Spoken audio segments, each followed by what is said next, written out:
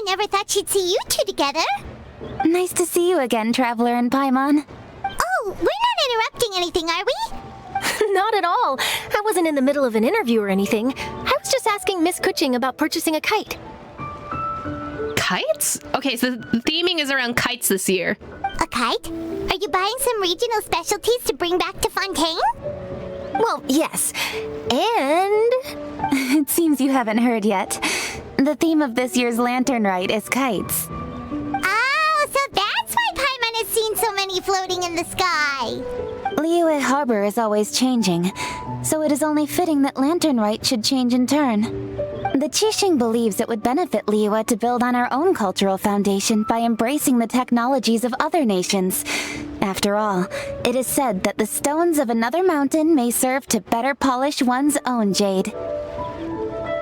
I mean, that makes sense, considering, like, how, I don't know, the globalization of technology has worked in everywhere in the world right now, so... Yeah, remember my business meeting with Tianquan Ningguang the last time I was in Liyue Harbor? That's what it was about. But all I really did was use my network to introduce Lady Ningguang to some interesting people. I'm not sure that quite counts as fostering cooperation. In the end, we decided to combine Liyue's traditional art of kite making with Fontaine's mechanical vertical lifting device. Oh, so it's a Fontainian... Wait, how are kites Fontainian? I don't know. Maybe because it has to do with the air or something like that. Mechanical lifting device? Sounds pretty impressive. But don't kites just use the wind to fly? Why would you need to add something mechanical? That is true. Well, there are mechanical components, though. You just answered your own question, Paimon. How high and far a kite can fly depends as much on the weather conditions as on the skill of the person holding the string. But as soon as there's no wind, you can only flail about helplessly like a sweet flower medaka out of water. Experience doesn't matter at that point. Exactly. Liyue is now a nation ruled by humans after all. It's about time we had the power to make a kite fly, don't you think? This is a wild sentence to have, but she's kind of right. Although I don't know why you put your focus on kites first and foremost. Plus, the easier we can make it to enjoy, the more people will want to participate. It's not a bad idea. Right? I also thought it was a novel idea. Plus, it shouldn't cost much to do. With Miss Charlotte's help, everything has gone smoothly. Our new mechanical kites are already available to purchase from a stall in the harbor. We're having trouble keeping up with demand. Is that a whopper flower? Why do we got a whopper flower? We also gave quite a bit of thought to the price. We didn't want it to be too much more expensive than a traditional kite. Cool! Turns out you two and Ningguang like playing with toys just as much as Paimon! Why was that the only thing you took out of this conversation, Paimon? Toys? They're not exactly toys. It's okay, Kaching, we all know. You see, Miss Kuching, that does seem to be everyone's first reaction. Although kites are one of our most time-honored cultural relics, outside of their use in certain ceremonies, I suppose they're considered playthings more than anything now. But to me, there's so much more than that. Oh? Think for a second about how remarkable it is that a flimsy paper kite attached to a string has the capacity to touch the sky. It is this slight piece of paper that also carries the weight of Liyue's cultural traditions. I mean, you could say that with any kind of invention, right? The fact that humans are able to fly in the sky through planes or travel by sea by boat is kind of remarkable in a context that, like, people in the past wouldn't have been able to do the things that we do now. People in the past wouldn't have been able to talk to one another through the internet. Like, think about it. We can, like, message each other, and, like, if you're, I don't know, across the world, I know some of you are in Germany, which is, like, hours away by flight, you can just send a message right now, and I would see it, and I can send you one back. Like, that's crazy. There's an old poem that goes, "O kite born of paper, flying true and sound, a lone traveler wanders, just waiting to be found." Oh? It doesn't say the rest of it. Send them love, send them word, send them homeward bound. Interesting. No, it literally is globalization. That's what it is. In the past, poets from Liyue used kites to symbolize a feeling of longing, or evoke the peacefulness of idyllic rural scenery.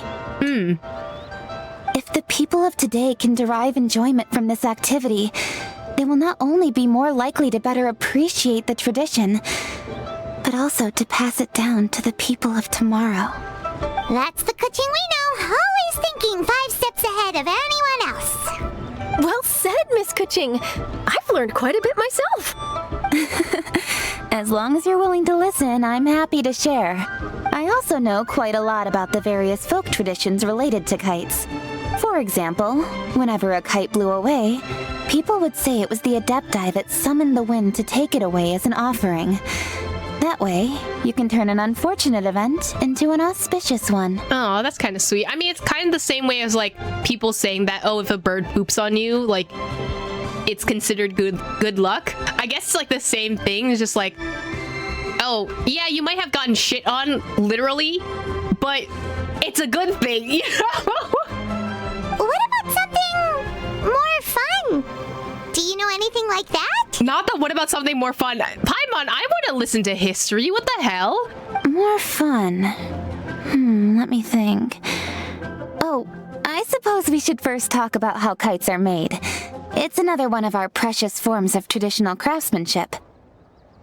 Bird shitting on you is a good thing. I didn't know that. Yes. So I don't know if this is specifically a US thing. But like if a bird poops on you, apparently it's considered good luck.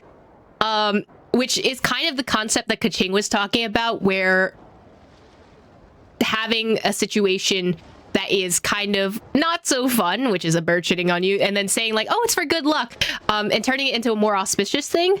That's something that people do say. If Eve shits on us, that's good luck. That's crazy talk. It's not just in the US, damn. Okay. I've heard it too? Okay. So maybe it's a global thing? My grandfather told me that back when he was a boy, children learned the art of kite making step by step from their elders. First, you use the thin strips of bamboo to construct the frame. Then, you draw a design of your choice on a piece of paper, paste it onto the frame, and tie on the string. Then, you look towards the sky and release the kite to soar among the clouds. Some people write down certain names or desires on their kites, cut the string, and let them fly free. Others may place particular thoughts or meaning into the design itself. Are certain designs associated with certain meanings? I'm gonna jot all of this down. Well, for example, kites in the shape of a butterfly typically symbolize freedom, happiness, or the desire to break free. Fascinating. What else can you tell me? The scissored-tailed swallow is the most classic design. It symbolizes good fortune and joyful tidings. Different colors also have small variations in meaning. Interesting. Isn't that what the concert wings are based off on? Are these commonly understood meanings and symbols in Liyue? Kind of like the language of flowers in Fontaine. Tying into Linnea's story quest there. I believe so. Most have probably heard something about it from their elders at some point. If you're interested, Miss Charlotte, I have several books on the topic that I could lend you. Who are these They could two be a people? useful reference. And why are we looking through this lens? Like, are they spying on us? Could you, like, not? Personally? Like, I would appreciate if you didn't. Like, That would be a huge help. Great. Looks like I've got the outline for quite the article on my hands. oh no, Paimon's thinking. Is something wrong? Paimon's using her tiny little brain of hers for once in her life. What's going on, Paimon? Should I be concerned? I hope it goes well, though. Perfect! We're gonna take a look around. Then I'll show Miss Charlotte to my home for a little while. Never mind their girlfriend. You're bringing her home? Damn! You're bringing her home? That's crazy. I almost forgot. The Ministry of Civil Affairs is hosting a kite flying contest on the night of Lantern Rite. Oh, If you're interested, you're more than welcome to bring a kite and participate. I have to make a kite. The rules are simple. Whoever flies their kite the highest and furthest within the time limit will receive a special honor along with a secret prize. I've already prepared more than enough empty film for the event. I can see the spectacle already. We'll be there. Oh, Paimon was on board the moment you said secret prize. Oh my god. Then I'll look forward to seeing your performance. You bet! See you then! Bye, Kuching. Bye, Charlotte. Have fun at your house. Wait, Traveler? Take a peek to your right. Do you see those two people lurking over there? Sorry, Paimon. If you didn't know Twitch rules, it's kind of rude for you to be calling out lurkers like that. If you're a lurker, by the way, I appreciate you. Do your lurking thing. I get you. Do what you gotta do, okay?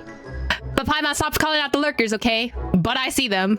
Is it just Paimon? Or were they staring at us the whole time we were talking to Kuching and Charlotte just now? They seem fishy. Okay. Why do they not have NPC clothes, though? That's a strange thing.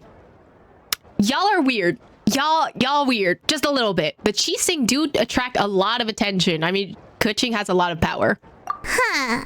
Well, yes, but something's up. Paimon just has a bad feeling. Why does Paimon have a bad feeling? I mean, they were lurking. Maybe they were like, oh, that's Kuching. Oh my god, like, she's a celebrity. We can't go up to her. I want to get her autograph, you know?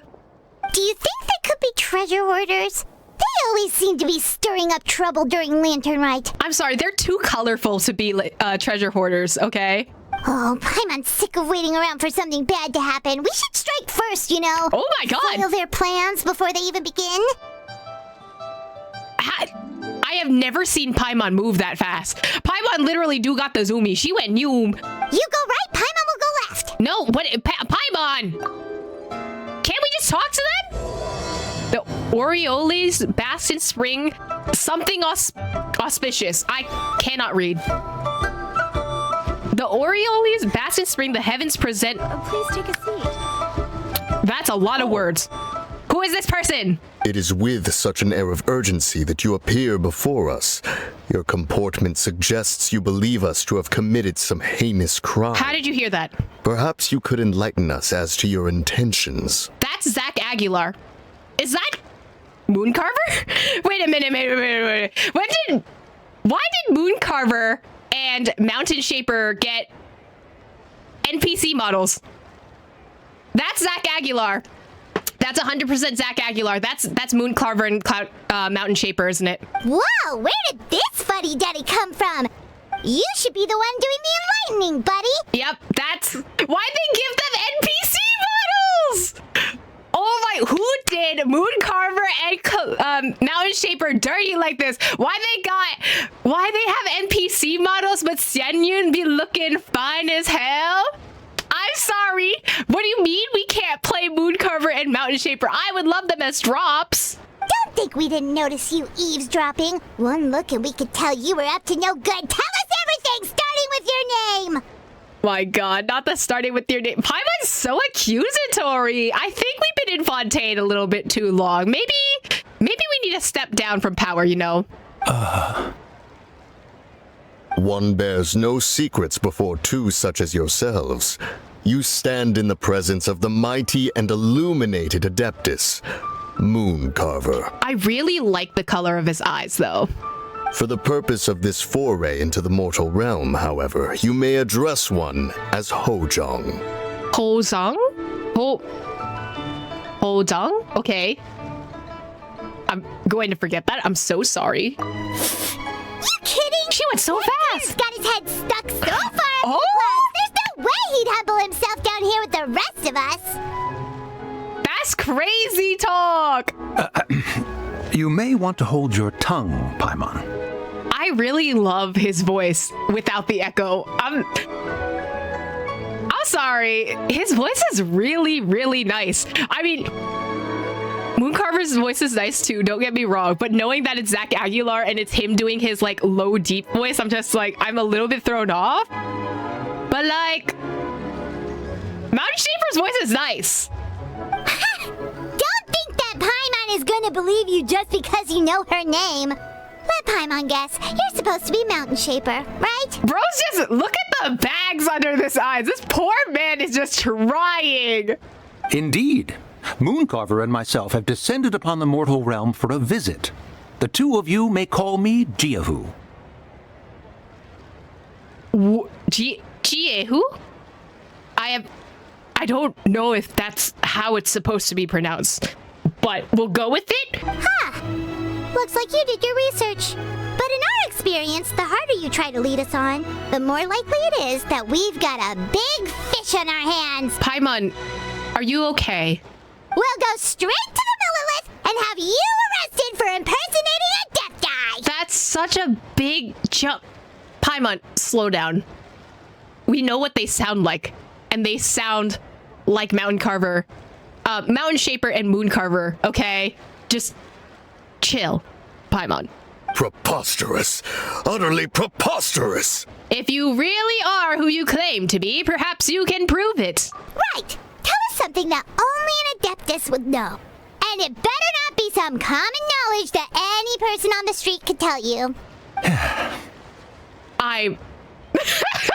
Honestly, he's me right now. I'm tired of Paimon's antics. During the last Lantern Rite, we gathered at Mount Hulao with Rex Lapis and made use of Cloud Retainer's supreme cuisine machine to prepare bamboo shoot soup. Perhaps you have some recollection? This is actually what happened last Lantern Rite, okay. The flavor of that soup was more than enough to whet one's appetite. As such, Cloud Retainer assented to my use of the device beyond that singular occasion, providing other recipes to boot. Since then, one has dabbled in the pleasures of the culinary arts whenever time allows. Dabbled? Upon one's last sojourn to your mountain, did you not immediately attempt to hide the device behind a chunk of amber as soon as one's presence was known? Did one not speak up on your behalf but a moment ago? This is how you choose to repay that kindness? The girlies are fighting. One is simply trying to emphasize the veracity of our claim. That does not mean you should reveal personal matters so readily. They might think one bears no difference from Cloud Retainer. Forget it. One does not have the breath to waste on such petty trifles. I suppose they really are the Adepti. That might have been more detail than we needed. Yeah, Seems you like asked, two buddy. are the real deal, and Paimon, sorry for suspecting you. You kinda asked, buddy. But, for beings as forgiving as yourselves, this is just water under the bridge, right? Take it as a compliment to the quality of your disguises. Few people would be able to see through it because you look like every other person. You look like NPCs, buddy. You indeed have an agile mind. Cloud Retainer was not mistaken in her high estimation of you. Paimon's still curious about something. It's just, Paimon can understand why Mountain Shaper is here, but why did you decide to come to the city, Mooncarver? It's not really your thing, is it? Yeah, Mooncarver really did not want to come here last time. It is but an inevitable eventuality. Long have the mountains remained strangely idle since Cloud Retainer's move to Liyue Harbor. With Lantern Rite near at hand, one would expect Cloud Retainer to provide us with an account of the festivities in advance. Yet to this day, she has failed to appear. Damn, she said, my bestie gone and she's not here. Cloud Retainer is hardly the forgetful sort. One must never rest idle in the face of that which demands action. And since our acquaintances dwell in Liyue Harbor, we had to travel here in human form to avail ourselves of their aid, Cloud Retainers in this case. It's interesting. You know what? He sounds like, you know those nature documentaries? He sounds like a nature documentary, like, speaker, kind of, a little bit. But a moment ago, one heard you speak of a mechanical kite of sorts. It appears the essence of the situation has hitherto revealed itself. Now it is time for one to retire back to one's abode. So, you're not looking for Cloud Retainer anymore? I mean, she's probably the one that's been working on these kites. Perhaps there are aspects of Cloud Retainer's temperament that remain opaque to young Paimon. Oh! Given one's understanding, one can only imagine the anger that now consumes her. You just essentially called her stupid. Damn. Cloud Retainer is of a proud and arrogant disposition. She holds the belief that her skill in mechanics surpasses that of all others. One can be quite certain it is hardly with an open mind that she regards the arrival of this new technology. One surmises that she has shut herself away, refused all company, and buried herself in the study of her own creations. To call on her would only invite her rebuke. However, if you do happen to cross paths with her over the next few days, do pass along one's regards. Sure, leave it to us. Have a safe trip back, enjoy the scenery, and happy Lantern Rite! Thank you for your kind words. We shall now depart. Okay, bye. You didn't need to announce your departure. We got all worked up for nothing, huh? We? All that trouble, and it turned out to be people we knew all along! Listen, I'm not the one who got all pissy about them being here. I was like, that's Mooncarver, a mountain shaper. And you were like, no, that can't be the Adept guy. You know? Well, it's still pretty early. Let's head over and check out the kite stalls. Paimon wants to see what kinds of kites we can buy to use in the competition. The bigger and prettier, the better. Go to the kite stall. Okay, kite stall. Hello. Welcome! Are the two of you looking to buy a kite? Would you like me to go over the different designs? Wait, is Shenyun one of the, Jade Chamber secretaries? She has the same design, but I don't think I remember her name. Ooh, Assistant Count Swallow! And a butterfly! And, oh! This Jade Chamber design is our newest. It's been selling like crazy over the past 2 days. I wonder why. Does it also have a unique meaning? Of course. The Jade Chamber symbolizes wealth and abundance. The kite bearing its design is said to bring riches in the future to those who fly it. Or their Ningguang sips. Oh, now that's Paimon's kind of kite! I apologize for the interruption, but are all your wares in order, Miss Genuine? Oh, yes, they're just over there. The paper, bamboo, and dyes. All the necessary kite-making materials. Wonderful! I'll pack them up and get a guard to deliver the goods to Yilong Wharf for you. Yilong Wharf? Oh, wonder what that place is like during Lantern Rite. Paimon would love to go take a look. Well, if the two of you are interested in going to Yilong Wharf, then could I trouble you to find Gaming and deliver these goods together? Yes, I would love to go find Gaming. Is Gaming the guard you just mentioned? I'm so excited. I want to see Gaming. I want to see my baby boy. Well, yes. The communications office handles shipments and transports around Liyue. He works for the Secure Transport Agency, one of our sub-organizations. The problem is, many of my colleagues have taken leave during Lantern Rite to spend time with their families. Yeah. So, our available workforce has seen a dramatic decrease recently. I'm sorry, you're not gonna take off on a holiday? Like, that's kind of weird, okay? If you were willing to help out, then I could get a head start on my next appointment. You gonna pay me? You do seem really pressed for time. We'll expect to be compensated. Of course, of course. Hard work deserves ample rewards. Now, at this time of day, Gaming should be somewhere in the vicinity. Just follow the main road until you see the head of a Wushu dance costume. Should be on your right. Be sure to come back if you'd like to buy a kite. I'll even give you a discount. Hell yeah, kite discount.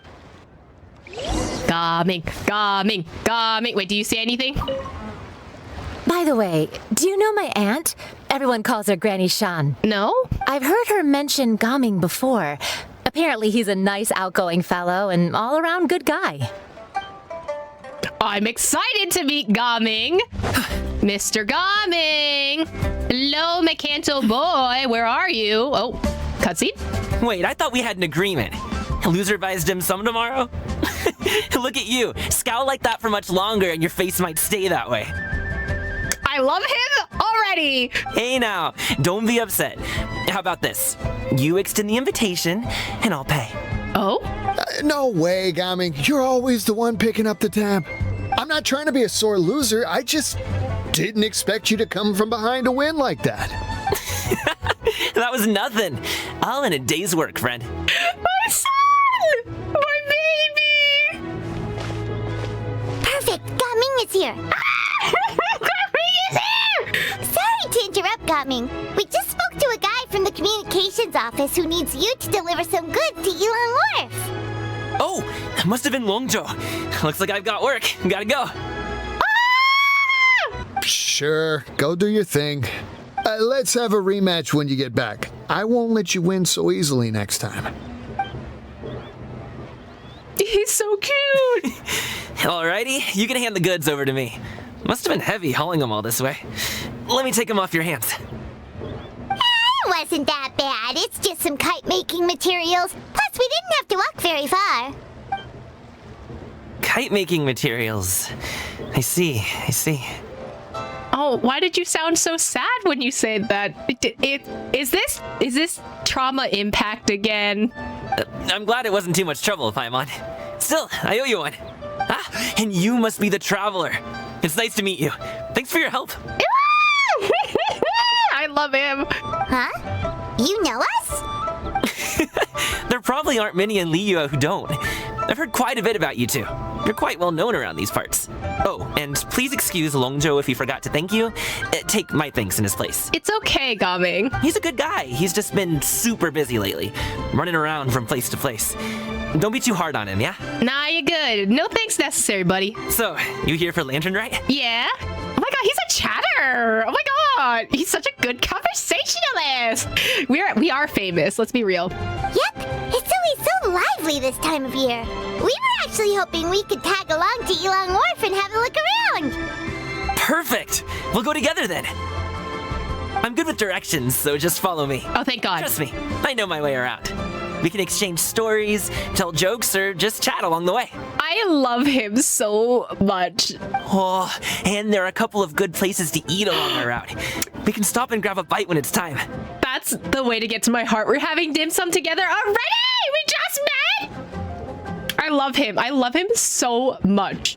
The ingredients are fresh, the portions are generous, and the prices won't break the bank.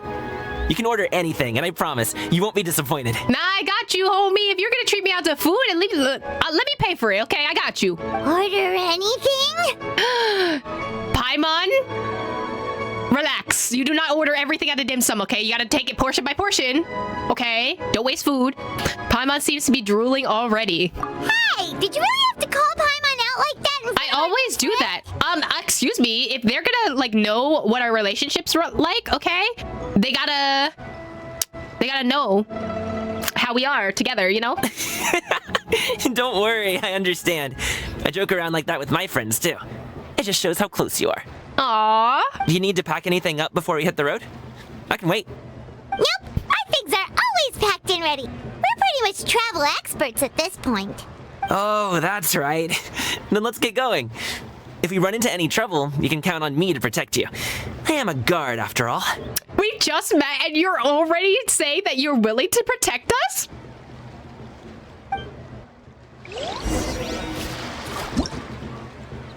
Oh. Hello? Genshin froze. Oh! Oh, wow! Oh, this color scheme is so nice. Oh, the blue against the black purple-ish colors. Yeah!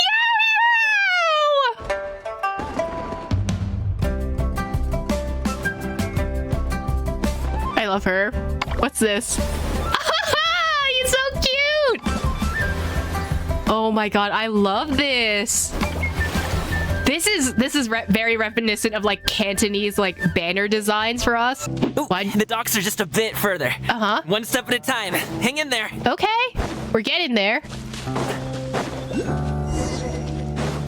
Oh, treasure hoarders. Wait, get behind me. I'll handle this. Okay. Already protecting us. Yeah. You love to see it. Gaming. Oh, I just realized it switched to trial Gaming. Hey, wait a minute. My Gaming's way stronger.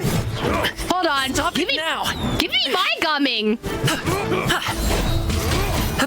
Can I have my Gaming back? He's way stronger than trial Gaming. Mine can do 40k. Give me my Gaming back. Oh, can we stop? Solidify! Wait. Okay, that's one. Who's left? Get over here.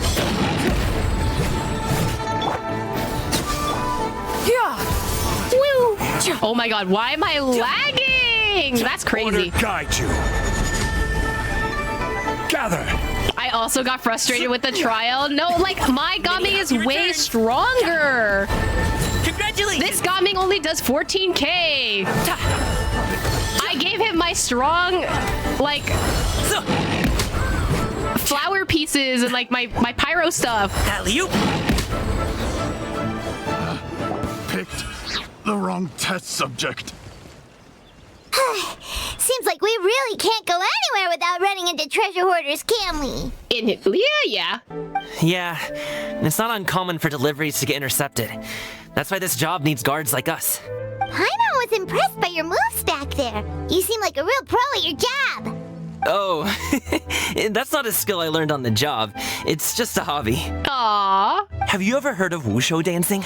I've heard about it somewhere. Really? Wushu dancing is famous in Chunyu Vale. Performers might be invited to promote the opening of a business or to spread good fortune during a holiday season. That is true. Every New Year, you have to open up. You have to have lion dancers come to the shop to bless it for the New Year. But then also, like, if you're opening, like, if you have a grand opening, you also need to have lion dancers just bless the store as well. But I must admit, it has nothing on the popularity of the Liyue Opera. I'm also well aware that people in Liyue Harbor aren't exactly jumping at the chance to watch wushu dancing. So it's not something I do full-time. Oh no, he's a starving artist character. I love him! Huh? You have 2 jobs?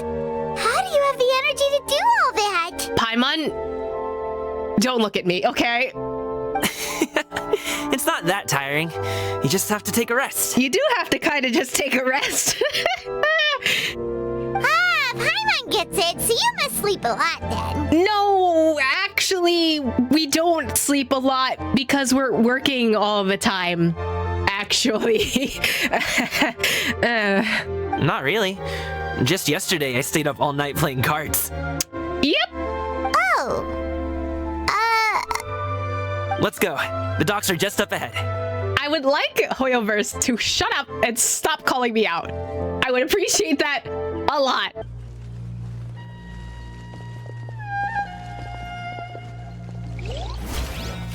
Oh, go to the docks. Okay, at least it's not too far out. Oh, boat. Well, I guess we're gonna see what's going on with the boats here. Gaming walks forward and exchanges a few words with the boatman near the docks. The next thing you know, he's called for everyone to board a bamboo raft. Finally, we can rest. Ooh, Paimon's shoulders are so stiff. And her stomach so empty. Paimon, did we not eat earlier in the morning? Sorry. Did I push the pace a bit too much? I mean, you were the ones who said you were travel experts. No, don't mind Paimon. Paimon's being a little baby. Too hilly. Floating up and down so much. Where's Paimon out? Oh, Paimon was finally satisfied and now her poor stomach's empty again. Your stomach is always empty, Paimon. Would you like some winter melon cake? Ooh. I have some on me that I bought from a store. Winter melon cake? Snacks? Yes, Paimon will take all you got. Oh my god. You might want to pace yourself there, or you'll be too full to eat a proper meal later. Oh my god. He's so cute. Paimon never gets too full.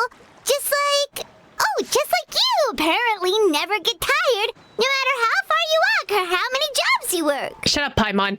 Ah, I see. Then here you go, Paimon. And for you, traveler. Enjoy. Aw, thank you, Gaming. And here's some for you too, Uncle Bosu. Don't think I forgot about you, my friend. I'll just set it to the side here for you. Aww. Gaming seems like a real people person. He can get along with everyone. He treats everyone he meets like a close friend. He's so sweet. I love him. That hit the spot.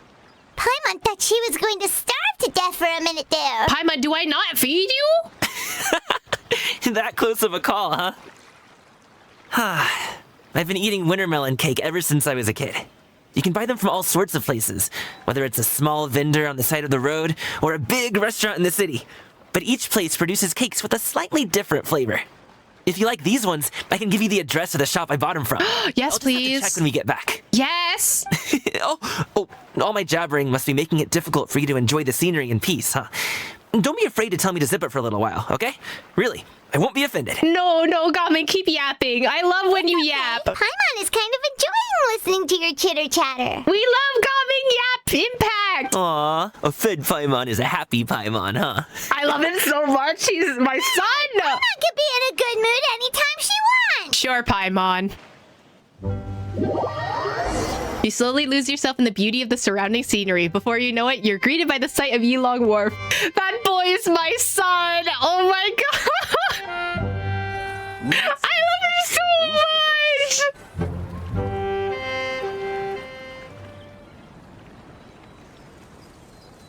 Woohoo! We're here! Don't forget your things, and watch your step as you get off the raft, or you're in for a swim. I'll be swimming anyway. Thanks for the ride, Uncle Bosu. You take care of yourself now. I'll see you some other time. He's so sweet. Okay, follow me. This way is fastest. We'll have to take the elevator up to the secure transport agency. Okay.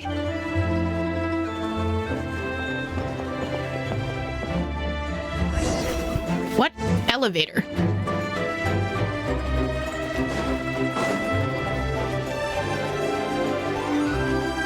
There's so many people. It feels so lively here. I really like it. Oh, it's just like in Wangshu Inn, this type of elevator.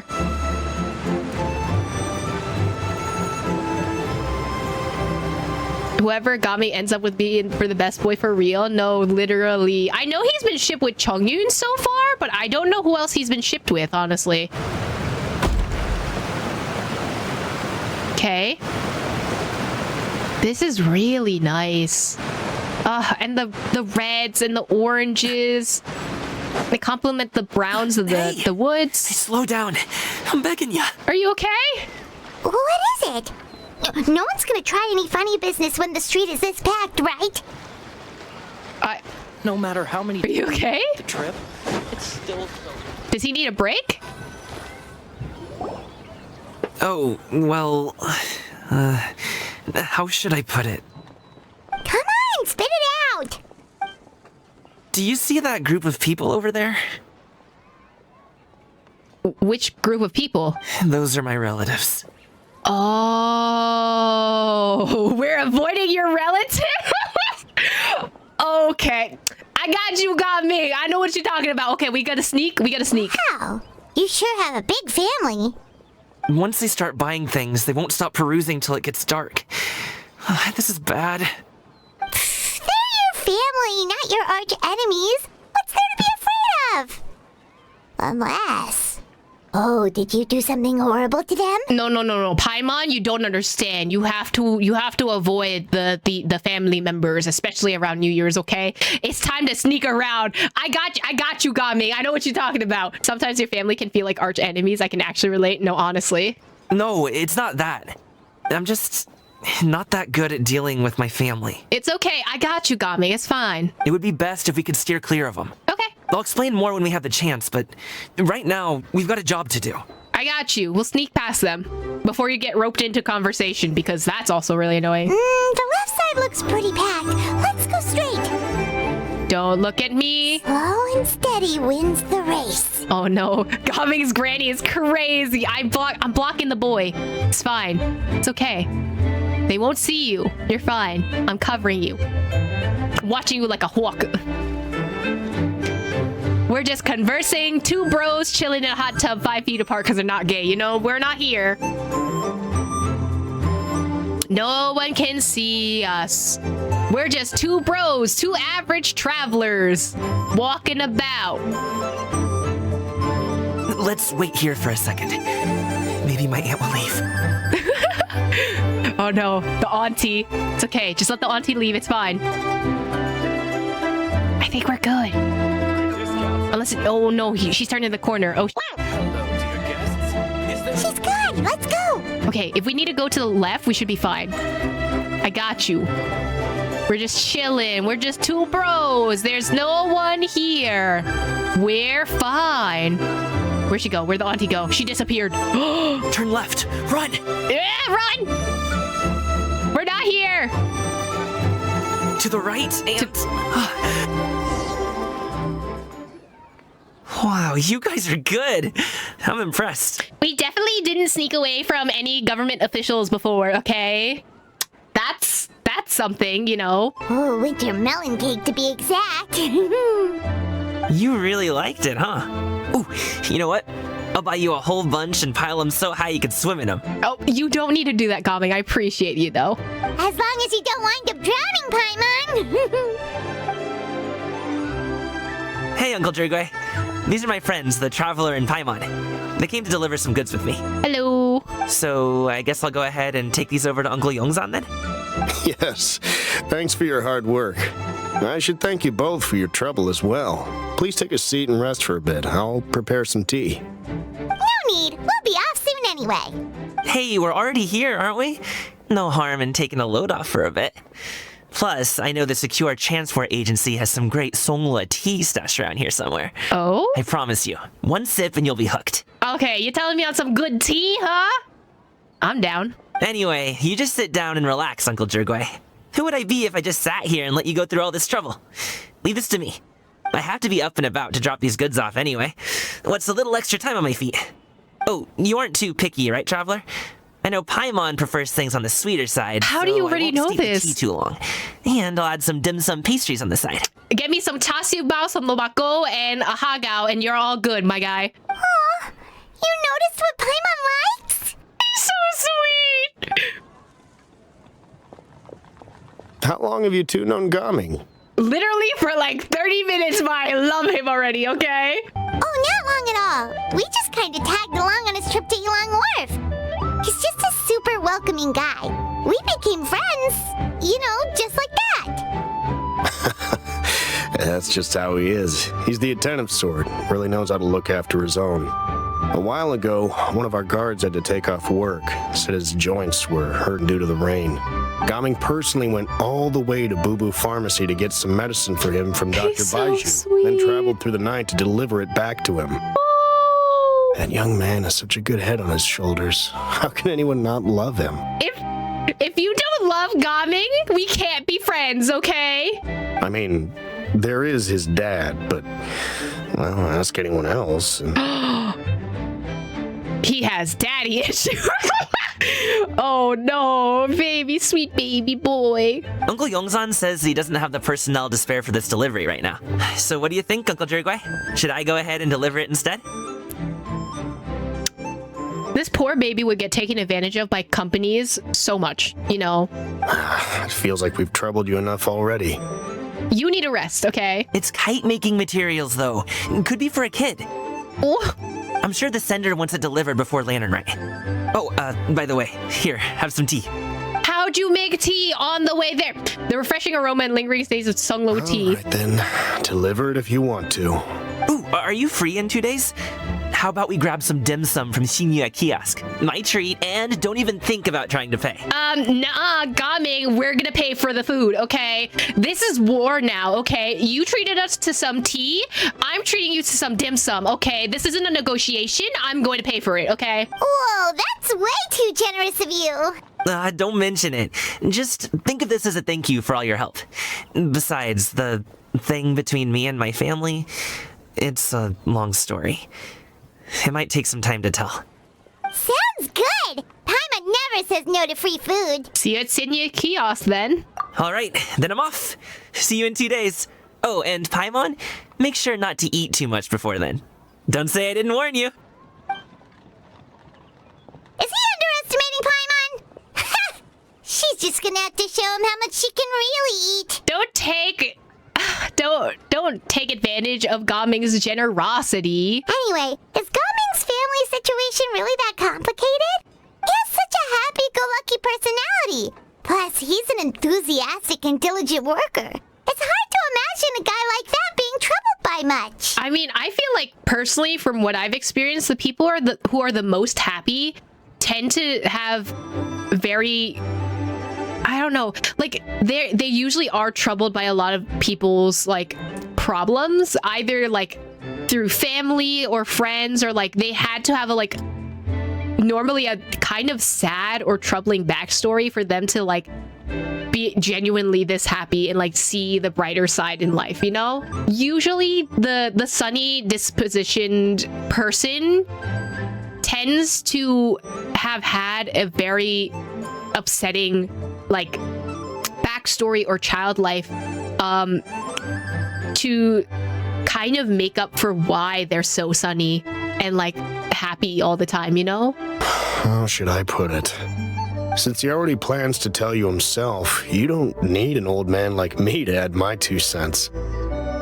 You seem to be around the same age, so you might have a lot in common. Perhaps you could help him talk things through. Consider it a favor to me. I'll try. If you have the time, maybe you can make a little flag for us to wave about. It can say, "We provide aid in spades." Couldn't hurt to advertise our services, right? I would rather not be therapy impact, thank you. Well, I can certainly arrange that. Is there anything else you wanted to say? Yeah, you should put down everyone in Genshin Impact needs therapy. Come to Therapy Impact. Thank you. Wait, seriously? Paimon was just joking, but if you're going to get us something, she'd much rather have wintermelon cake instead. Seems like Gaming really has rubbed off on you. Would you like some more tea? I think there's some left. Oh, I'll take some, but you should have the last cup of tea. No thanks. We came all this way and still haven't gotten a chance to look around the wharf. We should see the kinds of kites they got. Maybe they'll have ones you can't find in Liyue Harbor. That's not a bad idea. Also, I love how they have the Wushu training pillars right here. That's a really, really cute detail. All right, then. Please do let me know if you'd like more tea. You're welcome to stay as long as you like. Spring forth! I did not mean to use my cue, buddy, but thanks. Okay, where am I going?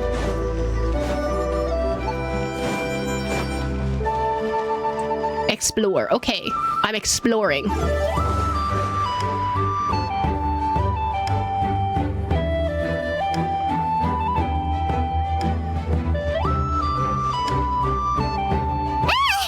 What are you doing here? Not the what are you doing here? The way you speak, one might have presumed you were displeased to be in one's presence. Greetings, Xianyun. Oh, is this because I didn't do her story quest? I think we were supposed to do her story quest before Lantern Rite. Xianyun, Pastoring Herald, Cloud Retainer, one of the many illuminated adepti who has long lived atop Mount Aoksong, now walks among mortals as the name Xianyun. Xianyun is passionate about culinary delicacies and delights in delving into mechanisms and engineering. Though she claims not to enjoy social interaction, she has extensive connections. Alas, it is rather unlikely that normal folk interacting with her would ever link with jocular and enthusiastic woman with the legendary adeptus who would marshal the winds to deliver the clouds. Take note, Paimon.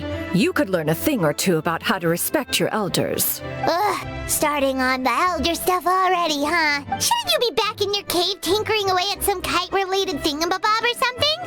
What brings you out here? And what's with that huge box next to you? Ah, Paimon gets it. You're here to do some shopping, aren't you? And what of it? The Qixing's decision to integrate Fontanian technology into said kite-flying competition is of no consequence to oneself. I just realized she has blue lipstick. That's really cute. Did you expect one to willfully compete against the whimsical trends of worldly sentiment? Or perhaps even fall to petty sulking over such? Yeah, Cloud Retainer's not like that. It's not that we think those things exactly. That's just what Mountain Shaper and Mooncarver told us. Or Chia something and Ho. Paimon can't be bothered to remember what their aliases were called. Paimon, you should remember people's names. That's so rude. It's Joho and Hongzan. Like, come on, Paimon. Anyway, they went to Liyue Harbor to look for you. They even asked us to pass along their regards if we ran into you. Xianyun? Oh, did she forget about them? I mean, didn't they have beef last Lantern Rite? Like, they weren't talking to each other at some point? It appears time has quite flown since one's arrival in Liyue Harbor. How could one have forgotten about those two old fossils? Not the fossils, it's crazy. One shall have to bring them back some divine herbs to atone for this slight. Nay, given that one has ventured all this way to Yilong Wharf, tea would be more advisable. Are you okay, buddy? A great thought has illuminated one's mind once again. Uh-huh. One is reminded that certain purchases have yet to be made. Because you didn't buy them for your two buddies, huh? Perhaps you two could wait here whilst one performs this task. It'll be but a moment. Huh? Wait here? You're really just gonna ditch us here to watch your stuff? Yep. Oh, that woman really just does whatever she wants. Let me go see what she's up to. Hey, not you too, Traveler! Oh, all this Paimon ditching is super not appreciated. You can handle bags, right, Paimon? Just come back soon, okay? Paimon doesn't want anyone to try and steal his stuff. What happened to Paimon being strong and she can defend herself or something like that? Welcome. Please have a look around. We only sell teas of the finest quality, sourced directly from Chaoying Village. Might I recommend the Songlo variety? It's one of our specialties. Not that I'll gladly do whatever Mommy Cloud Retainer wants. That's crazy. Now, that sounds promising. One will bring some back for those old fossils, and all will be well. Are you okay, Xianyun? 2 boxes will do. Wonderful. By the way, we're actually running a special Lantern Rite promotion. Buy 3 boxes, get 10% off. 4 boxes will net you 20% off. 20% off 4 boxes. Oh no. Merchant strikes a fair bargain. One might as well give some to Morax and Ping too. Then 4 shall suffice. Oh no, she's caught. She's caught. I see. Are you intending to give these as gifts? If so, perhaps I can interest you in these exquisite gift sets. Buy 10, get half off. She's gonna be drowning in so much tea, and for what? Look at the magnificent design. And the red ribbon gives quite the festive flair, don't you think? Such a gift would be sure to impress any lucky friend or family member. Aether, please go save her. She's gonna get scammed, my guy. 10 boxes. Seems rather excessive. But if one factors in the conqueror of demons and one's disciples... Xianyun, please, I am begging you. Xianyun is older auntie coded. You're so right. 10, a nice round number, don't you think? Of course you do. I'll even shave a little extra off the price for you. Nah, how about make it 8? 8's a lucky number, okay? We shave out to 8 and put it like 30% off. How about that? We bargaining. That is agreeable. No!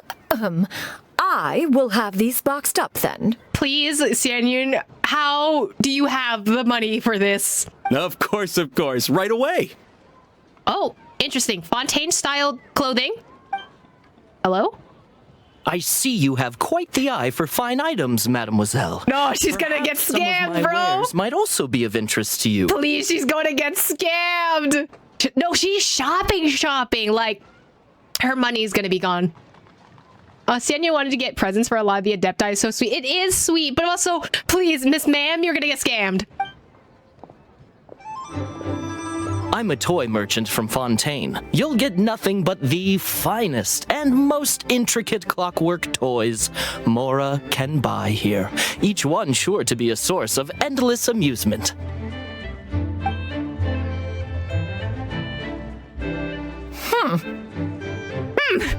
Perhaps you could enlighten me then. When should said amusement be derived? Oh my gosh, she's so sassy. Oh my god. Well, that is, of course, best understood by playing with them yourself. If you could wait just a moment, I can bring one out and give you a demonstration.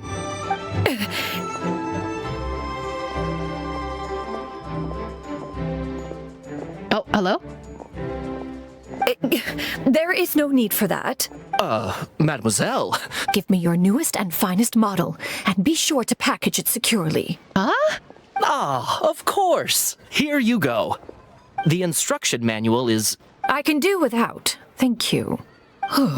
Many watchful eyes surround this place. If one were to be spotted purchasing a mechanical toy such as this, a child's plaything no less, it would only invite scandal. Wait, Xianyun, are you okay? Like, is this trauma for you? Like, you can buy toys if you want. Don't let other people's thoughts stop you from enjoying the things that you want. Are you okay, buddy? But there is no harm in bringing it back to study in secret. Sanyan, it's okay. If you want to play with the toys, it's fine.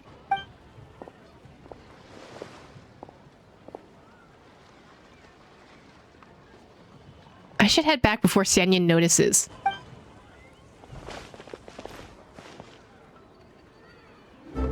More trauma? I love that. Not like this. Did your shopping go smoothly? Naturally. One may not delight in social interactions, but that does not mean one lacks said faculties. It seems like Sanyan is easily swayed into buying things. That box looks to fit to burst already. Like Prime Adeptus, like Adepti. And you too? Are you not here to purchase things? We just haven't had time yet. It doesn't look like there are any kite stalls around Elong Wharf, but it does look like there are lots of goods from Fontaine. You are also planning to participate in the kite flying competition then? Also? One means to say, you along with all the other youths. One means to say you're going to be part of the kite flying competition? Let's go! One has been entreated to share one's kite-making expertise, and indeed there was little one could do about such persistent supplication. One moment energetic and earnest, and dejected the next. One had no choice but to acquiesce to these requests, and thus, one will be organizing a kite-making workshop to provide personal instruction in this art form. That's cool. Oh, who will be participating then? Shuyu, Shenhe, Ganyu, and Yayo. She signed up all of her daughters, her children. It's like, you're gonna take this class, okay? Chop chop. It's Saturday. So it's the weekend. It's time for you to go to school again, even though you went to school 5 days a week. It's time for you to go to school on the weekends because you must be educated. Wow, that's quite a few people. Also, this is all pretty well, Xinyun, but it's not like you have to make your own kite to participate in the competition. You can just buy one ready-made and call it a day.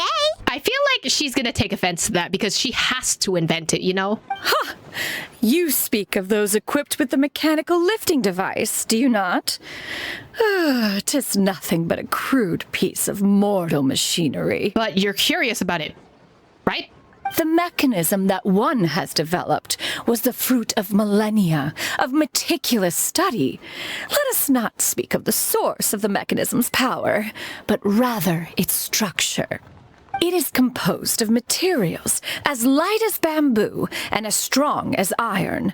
This composition grants it the lightness of weight to ascend into the sky and the durability to follow the wind for many a mile. It is built with a series of intersecting rods that... She just yapped for a whole, sentence, and I don't know what happened. Never mind. It is unlikely the two of you will understand, even should one expend the effort to explain. Mm-hmm. Me, stinky smooth brain. Saving one's breath. You might as well, because I didn't understand a single thing you said. It sure seems like you want to talk about it, though. So, will you be attending the workshop or not? I guess I am? Huh? Wait, you've been trying to invite us this entire time? Yeah, seems interesting. All right then. No need to prepare the materials in any case. One has it all sorted. Oh, thank you. Arrive at Mount Outsong in 2 days. I shall be expecting you around midday. Are you leaving? Don't you want a guide to help you with that big box of yours? Surely you jest.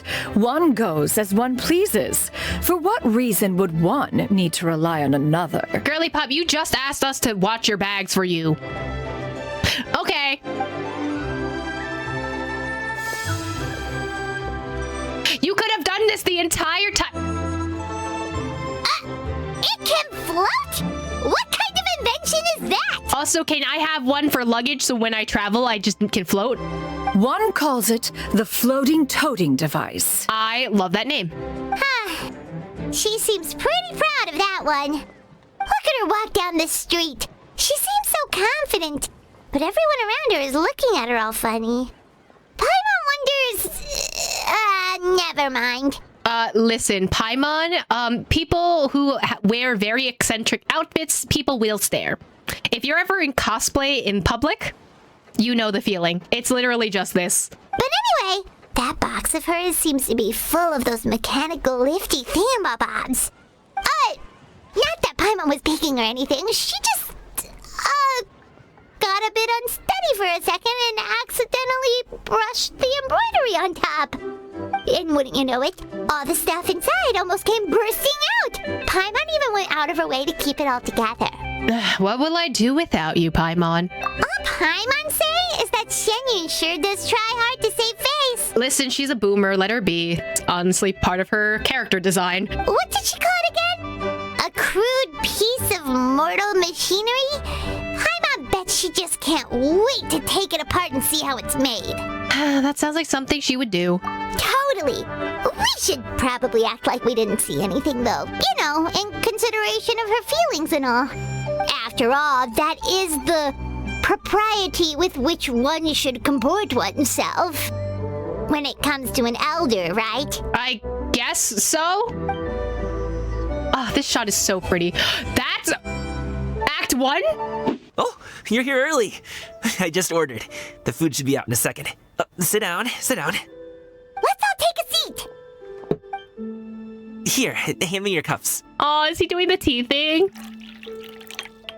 Oh, thank you.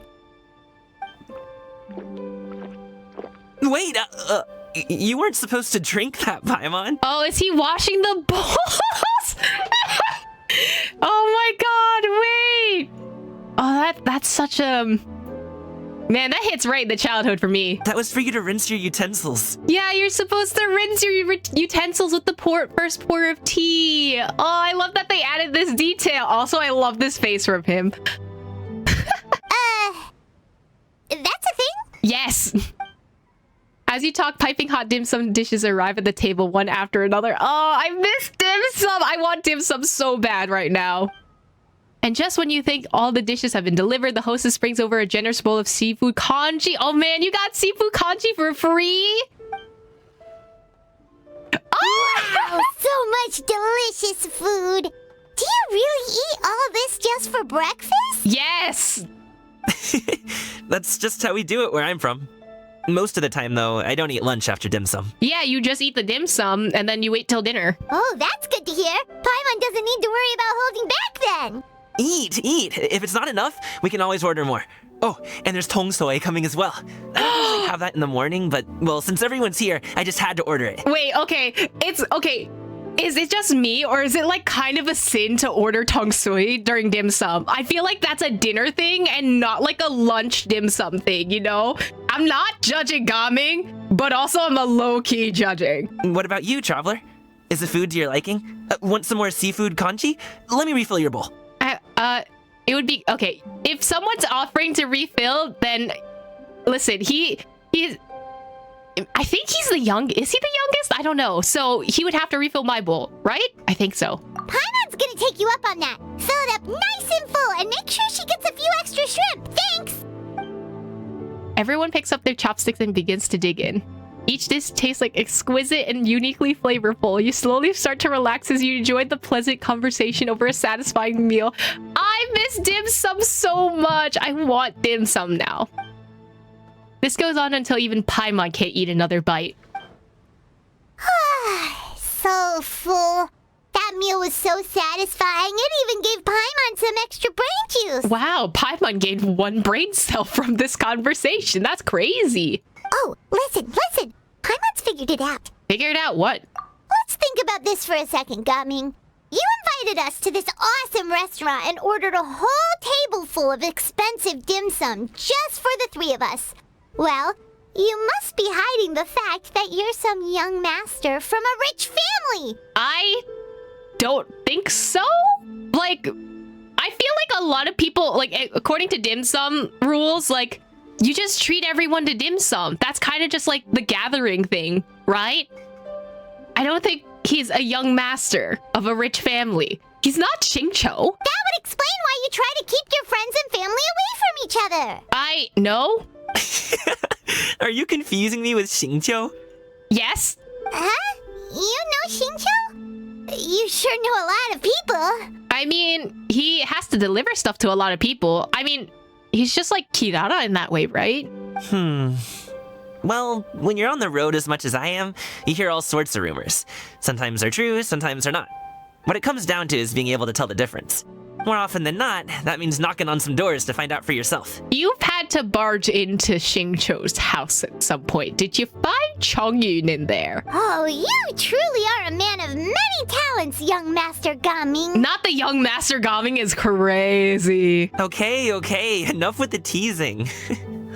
Sorry to burst your bubble, Paimon, but you're wrong about my family situation. Oh yeah, we're gonna find out. Trauma impact time. What? Oh, Paimon thought she was onto something there. Paimon is in fact not big brain. My dad is just an ordinary tea merchant. Small scale stuff, you know? It wouldn't even make sense to mention his business in the same breath as the Feiyun Commerce Guild. Unless they work together? My dad... he always wanted me to inherit the family business. To be a merchant like him. Oh, I get it.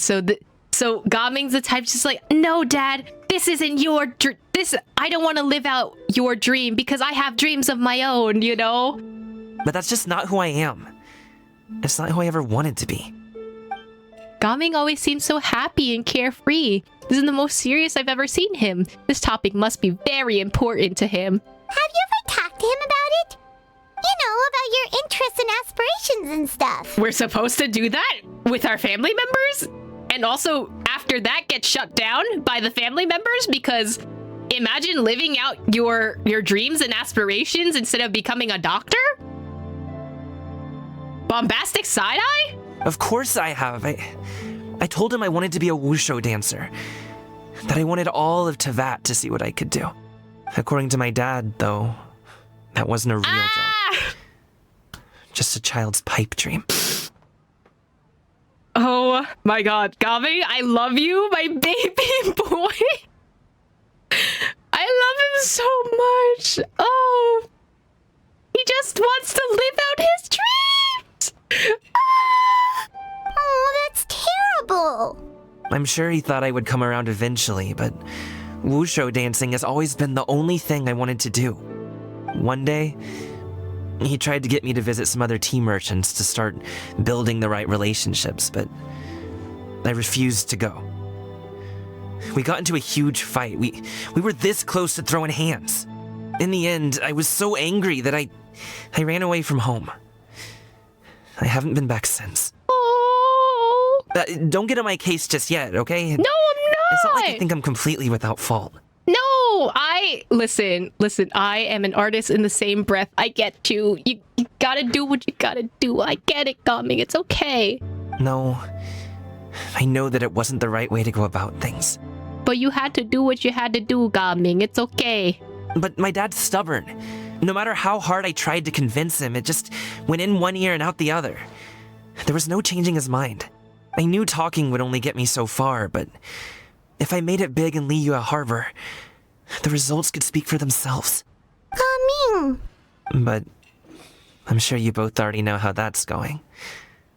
Wushu dancing's just not that big in Liyue Harbor.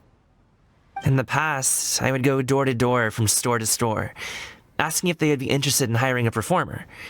Most times, I wound up eating nothing but humble pie. And you can't just rely on dreams to put food on the table, right? So I found a job as a guard to make some money.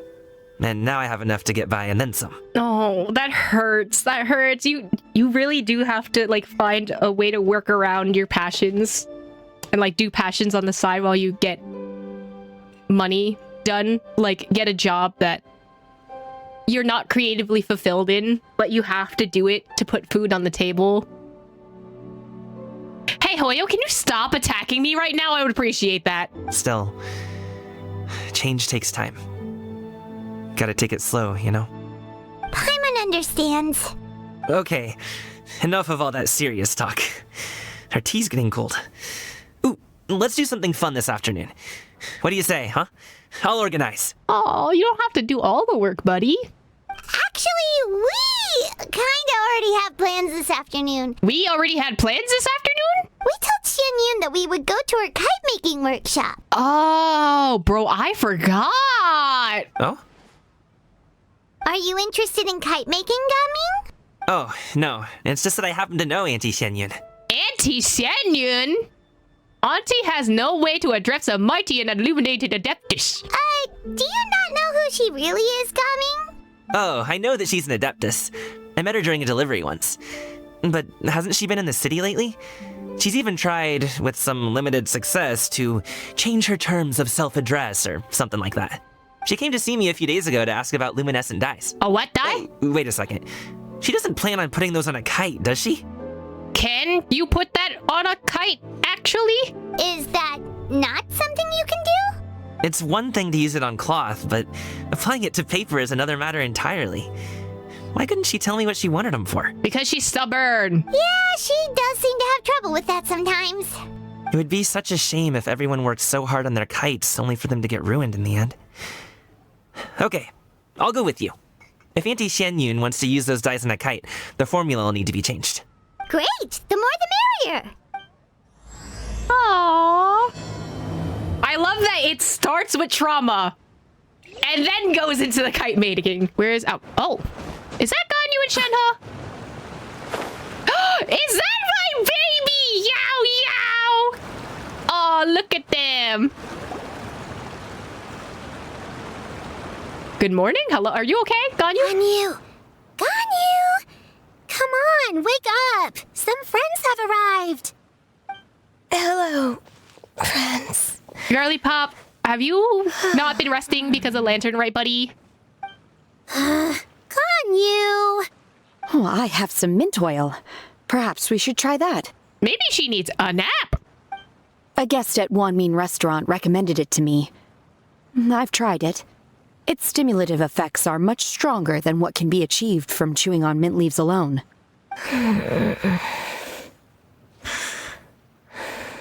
Poor God, you always sleeping. Oh no!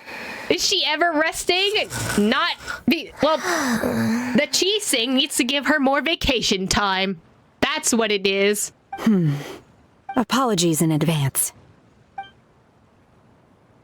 Uh-oh. Wait! Shenhe! Not there! You see Shenhe take out a small green bottle, extract some minty-smelling liquid, and apply it to Ganyu's horns. Yayo and Paimon look in shock, mouths agape, but cannot stop her in time.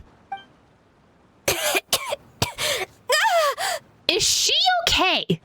Are you, Girly Pop, are you good? See? It worked. She's awake. Or, how about this? We let Ganyu sleep. Are you okay, Ganyu? Do you need some water? Or maybe something to eat? I'm fine. I just feel chilly all over. It's okay, buddy. Huh. Was it that effective? Chilly, huh? Master always says a cool head leads to a calm heart. So, does this mean that heat's what we need to help you, Ganyu? Paimon doesn't think that's what the expression means exactly. I feel a bit better now. Was I asleep? Must have been around the time I usually take my midday nap. Did you not sleep last night? That does seem to happen to you often. Gosh, she's working. It's Lantern, right? She's busy, okay? Perhaps you should come work at Wanmin Restaurant with me. We get off at 10 on the dot every night without fail. Shenhe works at Wanmin Restaurant? When was this established? I could never. I'm sorry. I seem to have missed your name. You are... Me? My name is Gaming. I work as a guard for the Secure Transport Agency. I love how we're just like, yeah, let's introduce you to the Adepti. Gaming. The name sounds familiar. I believe I've heard your name mentioned around the Ministry of Civil Affairs. People tell me you're an extremely enthusiastic worker. He's so and you are very extroverted. generous with your help. He is also a baby. Well, you know me. Or, I guess you don't. Oh, is that in a story quest? I totally missed that. That's my bad. My name is Ganyu. This is Shenhe. And this is Yao Yao. It's an honor to finally meet you all. Oh, you must be here for Auntie Xianyun's kite-making workshop, right? Yes. I have neither made nor flown a kite before. As long as Master is willing to teach, I am willing to learn. Me too. I want to participate in the kite flying competition with my best friend. Oh, Yao Yao is so sweet. Plus, it's more meaningful if you make the kite yourself, right? Your best friend didn't come with you? Well, Chi-Chi's been super busy helping Dr. Baiju lately. I'll meet up with her later and give her a huge surprise. Yao is Chi-Chi's best friend! Oh, I also brought bandages and ointment with me today. It's easy to cut yourself when working with bamboo, so I thought I should come prepared. Wow, you're really thoughtful. As for myself, I'm afraid I lack some of my companion's enthusiasm. I was originally planning to buy a ready-made kite and just enjoy the festive city atmosphere with everyone. But Cloud Retainer is always going out of her way to look after her juniors, wanting us to have the best there is. She always puts us before herself. Oh, that's really sweet of her.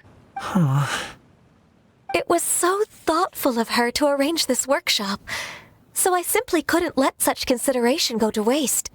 My motivation for being here might be a little different, yes, but I'm ready to put in just as much effort as everyone else.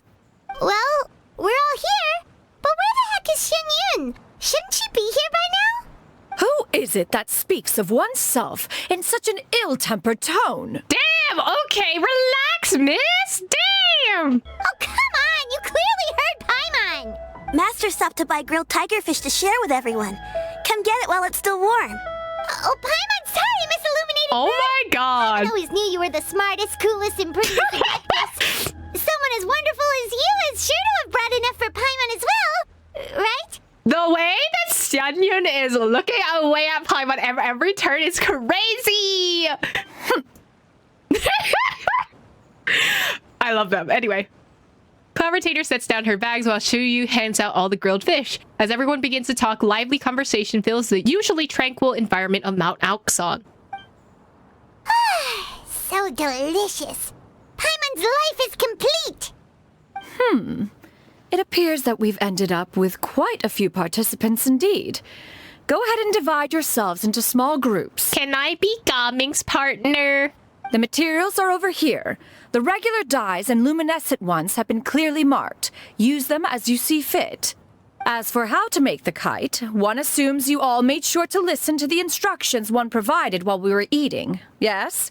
Are there any questions? I have questions. I don't know what the fuck I'm doing. Paimon may have focused a little too hard on the eating and less on the listening. Oh.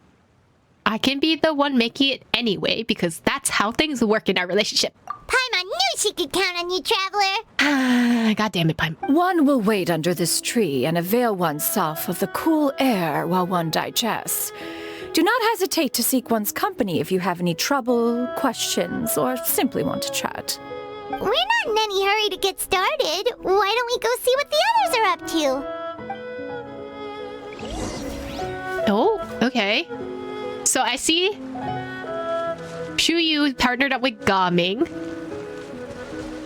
Why is everyone so damn far apart? Oh, Yao Yao's asking Xianyun, and Ganyu is panicking with Shenhe. Wait, I want to see what's going on with Ganyu. Shenhe, it would be great if you could refrain from putting things on my horns from now on. They're really quite sensitive. Aw, boundaries. Okay. I see. My apologies. I shall remember that in the future. You go, Ganyu. Set your boundaries. Thank you. No harm done.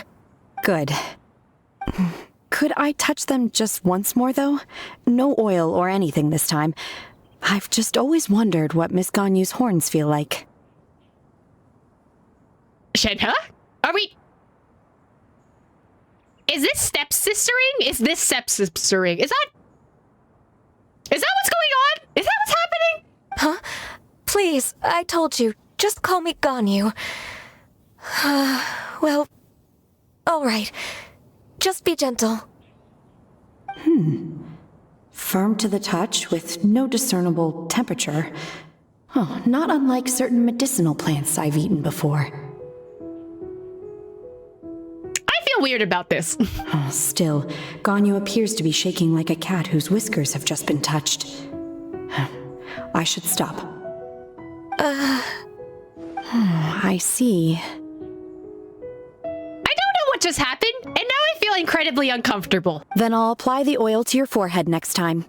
Oh, no need. I'll just refrain from taking afternoon naps outdoors. Anyway, we should probably get started on our kite. It won't be long before Cloud Retainer comes to check on our progress. And the coughing afterwards, and they're in a corner together? Like... Anyway... Perhaps we should just choose the most traditional style. Okay. Well, they seem to be getting along swimmingly. Let's not disturb them. Yeah, let's not disturb them because they're doing something, I think. Anyway, I'm just gonna... Oh, they moved from there over to here. Okay. Let's go ask Mother.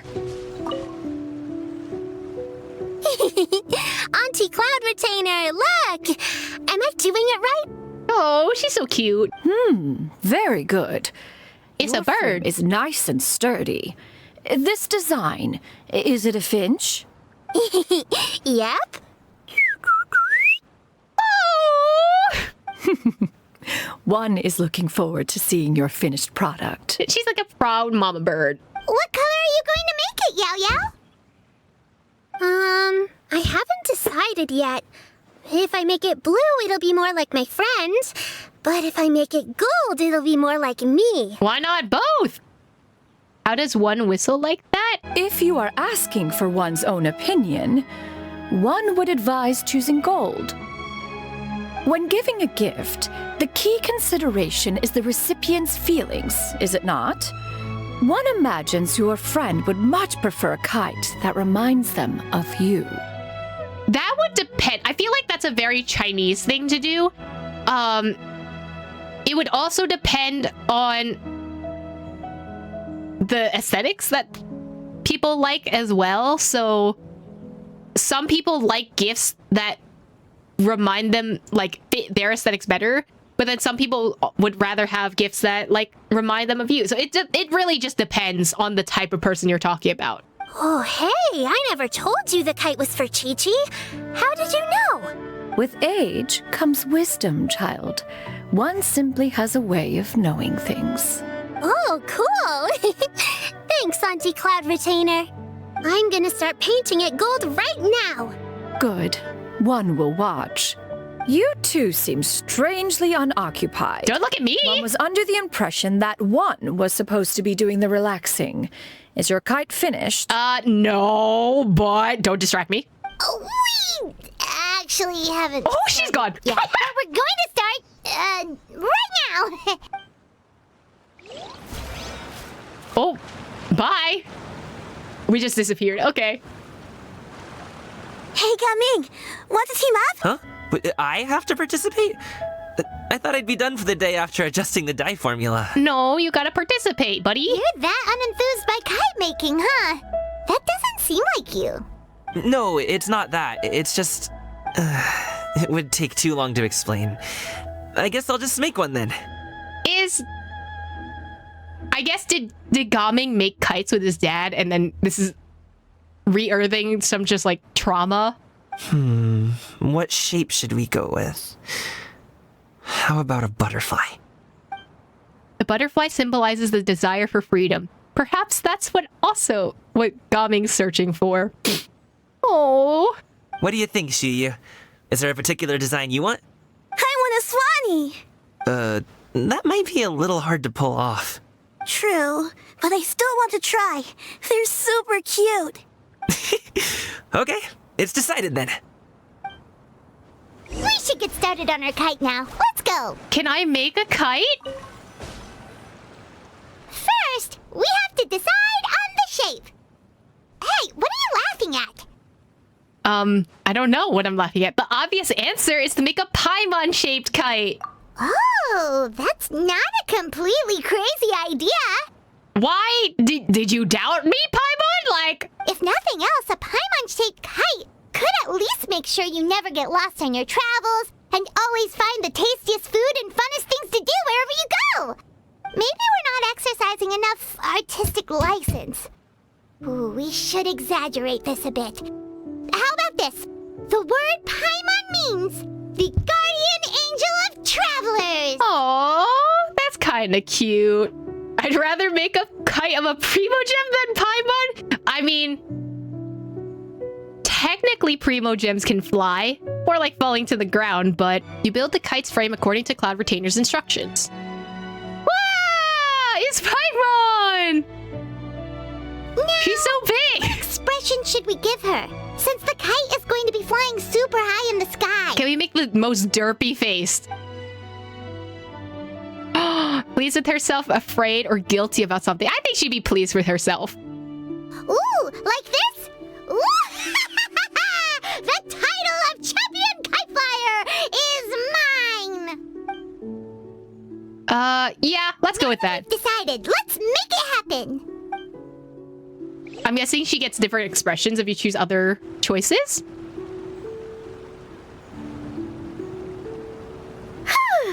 It's done! Paimon has to say, Kai Paimon might even rival real Paimon in terms of cuteness. Now we just have to attach the string, right? Oh, Xianyun's on the move. All right, gather around, everyone. Oh. Oh, Xianyun's calling us. I want to see Dun Paimon. Aww.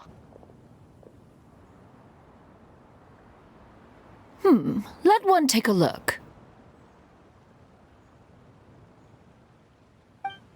Oh god, I got flashbanged. Oh, Ganyu and Shenhe made a scissor-tailed swallow. Oh, that's so cute. Yep, the coloring makes it look a lot like Master. Oh, wait, this is kind of cute. They made one of her mother. If the tail wasn't split in two like that, it might even be a spitting image. If you look closely, there are a few spots where the colors go outside the lines. Wow, Paimon, don't color out like that. Oh my god, that's so rude. Just appreciate it. I did the painting. I stared at the paper for quite some time, but I simply could not recall the coloring of any bird. Except Master. Or should I say that I'm too familiar with her crane form? Even when she stands before us in human form, all I can see is blue and white. Oh, well now that you mention it, Paimon can see it too. Exactly. So I simply closed my eyes and painted from memory. I really like this Finch design that Yao Yao did. No way!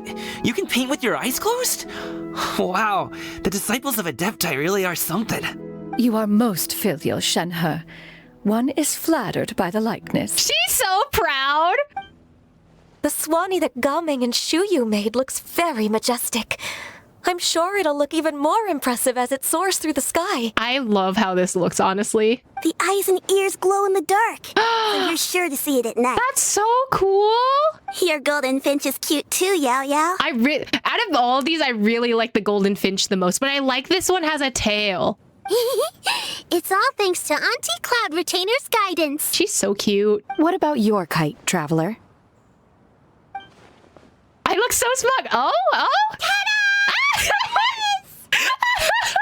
I love how cute this looks. Oh my god, you know what? This is the best. I take it back. This is the best kite out of all of them. Look at her smug face! Oh my god!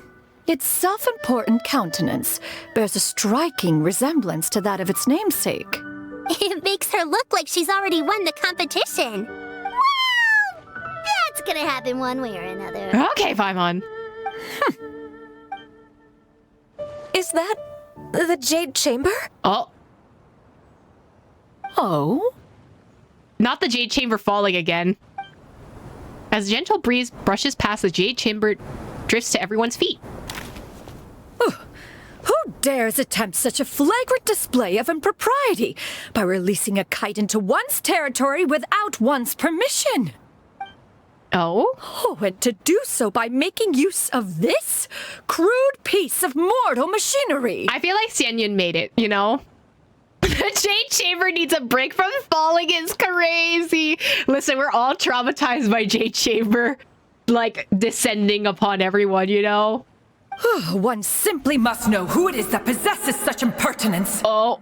Continue attaching the strings, everyone. One will be but a moment. You know what'd be funny? What if it was not Cloud Retainer, Moon Carver and Mountain Shaper? I feel like it's those two, maybe. Cloud Retainer? And she's gone. Paimon, could I trouble you to go after Cloud Retainer? No. Master's going to be okay, right? I don't know. I'm more worried about the person who released the kite. It's probably Mooncarver. Looks like we can glide over. It's okay. We have Xianyun that can help us. Forget about our trauma. Jade Chamber's the one with the trauma of falling more than once. No, literally. Oh my god, this is so far. Xianyun, please. We're just humans. Maybe. Possibly. Let us catch up. Oh? Hello? Who's here?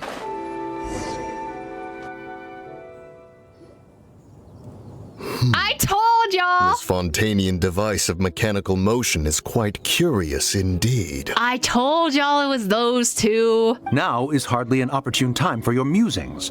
Someone among us was not sufficiently attentive, and now the kite has vanished. Calm yourself. Do you have any recollection of its last location? Not the calm yourself is crazy to talk about. One believes it drifted in the direction of Mount Outsong. Perhaps it is mere happenstance, but one feels a certain sense of dread at the thought. Yeah, I wonder why. Your concern is misplaced, surely. Sure. Cloud Retainer is either in the city looking after her disciples, or secluded in her abode attending to her research. She will not notice that kite. Yeah, I don't think she really will not notice that kite at all. On the subject of said kite, however, one simply must remark on the genius of its windless lift technology. One cannot help but surmise that its ingenuity rivals that of Cloud Retainer's creations. Still thy tongue.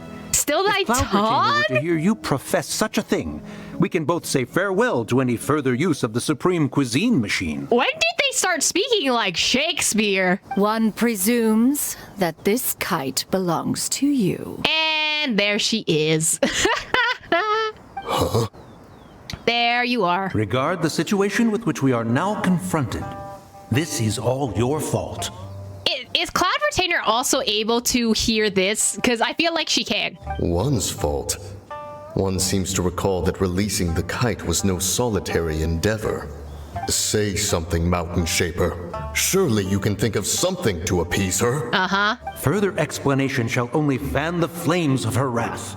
It would be better to stay silent and retire at the earliest opportunity. I feel like she can hear you guys talking like this. We can hardly avoid her forever. That may suffice during Lantern Rite. But what about the Moon Chase Festival? Sooner or later, she will discover our true identity. Oh my god, Moon Chase Festival. Have we gotten another event since like 2.0 for Moon Chase? I don't remember. Hello? Okay, so she can't hear them. Okay, that's good to know. Go retrieve the kite. Absolutely not. You retrieve it. That is not our kite. Oh my god. Oh, so an adeptus such as oneself is mistaken then? Ah, you're an adeptus? Please, sir! Forgive us for any impropriety. I'm screaming. I truly possess no inkling of who could have released a kite into your esteemed domain. Pray, who could be responsible for such wanton behavior? Wanton behavior is a wild phrase. Wanton is never used in that kind of sentence. Verily, verily, we were but delighting in the surrounding scenery. This locale is home to such exquisite mint. Y'all are wild for that. I'm in pain. Well, and if that's all, then we'll just be on our way. And does she not think that... Do you guys not think that she's not going to recognize your voices? That's kind of crazy. We finally caught up. You sure do fly fast in your illuminated bird form, Xianyun. Oh, we're about to out them so bad. Mooncarver? Mountain Sheeper? There we go. What are you doing here? Wild. Anyway, Paimon, shut up. You? Well, she... Okay, now Paimon's getting a weird vibe. Did she say something wrong? Paimon, please. It is of no consequence. Long has one seen through their disguises. One was simply curious as to how long they would keep up the act. Paimon is a snitch, and they're also so bad at lying. My god. Then you are not angry? How could one feel anger at the sight of two old friends enjoying themselves? One is also well aware of how enticing these city novelties can be. Because you enjoy them yourself? We were simply consumed by a fit of festive spirit. Seldom do we get the opportunity to partake in the delights of the times. However, we are far from being as adept as you in matters that require a deftness of hand. No worthy kite could be born of our own making. Thus, we could only take the convenient route, so to speak. Your prowess in mechanics is unparalleled, Cloud Retainer. You wield the wind and waves themselves. Your singular talent stands unmatched across the land. Of this, we are well aware. One has guests to attend to. We will have to convene again some other time. Why not just invite them to the kite-making party? I feel like they'd like that. Traveler, Paimon, do try to keep up. No, I'm not. There she goes. We're leaving already? Oh, all this flying from place to place is wearing Paimon out. I wonder what they say afterwards. It seems that one's concern was misplaced after all. Then, should we continue flying the kite? A splendid suggestion, but it would be advisable to change locations. Perhaps your mountain would suffice? It is more than spacious enough. Anyway, they're going home to his mountain? Anyway. A fine idea. A fine idea indeed. And they were kite mates. Why can't I just fly back? Why is only Shenhe and Ganyu here? Where's everyone else? Where's Gaming? Where did Gaming go? They're back. Paimon's pooped. Hi. Why are there only two of you left? After you left, Yao Yao and Shuyu tired themselves out playing with their kites. Gao Ming offered to escort them home. Aww. Before he left, he said something that I don't quite understand. Oh? What did he say? He said, a kite is always tied down no matter how far it flies or how high it soars. Its tether prevents it from ever truly flying free. Gaming? Trauma impact strikes once again. He looked quite dejected as he said this. Now that you mention it, Gao Ming did seem to have a rather strange attitude towards kites. Perhaps he sees himself reflected in them. A reflection of himself. Oh, if I were a kite, I would cherish that tether as a symbol of kinship and the bonds that tie us and... Shenhe? It may be an exceedingly slim and distant connection, but lose it, and you lose that which links you to home. Anyway, when are we gonna go into therapy impact? I feel like we all need therapy. Please, I'm begging you. If Gaming truly sees a kite as a reflection of himself, then I fear I understand his words even less. Well, people often have different points of view depending on their mindset and experiences, right? It's actually quite normal. Just like some people can eat spicy food, but others won't go anywhere near it? Don't look at me. Exactly. That's why tolerance and understanding are as important as they are. Tolerance and understanding? What brought about this conversation? Did one miss something? You missed trauma impact. We were just chatting. You don't have to butt in on every little thing, you know. Where were you anyway? Not Paimon going, you don't have to butt in on every little thing. She just got here. Relax. One was merely doing a bit of cooking. Night fast approaches. If you are otherwise unoccupied, one would entreat you to stay and eat before you depart. Are we having dinner? Oh my god. Oh, it's been so long since I've had the chance to enjoy your cooking, Cloud Retainer. Home-cooked meals by mother? Uh-oh. Worry not. One has prepared a variety of meat and vegetable dishes. One is more than familiar with everyone's culinary proclivities. I call dibs on Paimon's portion. Hey, Paimon's hungry too! It's not like the dim sum and grilled fish could keep her full the whole day, you know! Shenhe, Ganyu, come with me. Whoa, what's with all the secrecy? You're not trying to play favorites, are you? If you're ready to serve the food, we can help too. I mean, it's because Shenhe and Ganyu are like the... What's it called? The children. So the children always have to prepare. The guests never prepare food. That's just like not a thing that you do. You wait outside Cloud Retainer's abode for a few moments. This is... They're so pretty. They're so pretty. They're so pretty. They're so pretty. They're so... Wow. Wow, wow, wow, wow, wow, wow, wow.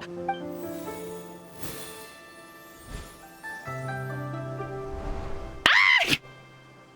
Oh, I can feel the wind brushing against my legs. This is a bit embarrassing. They're so pretty. Is the headpiece secure? I should have asked Cloud Retainer to check before I stepped outside. It's so pretty!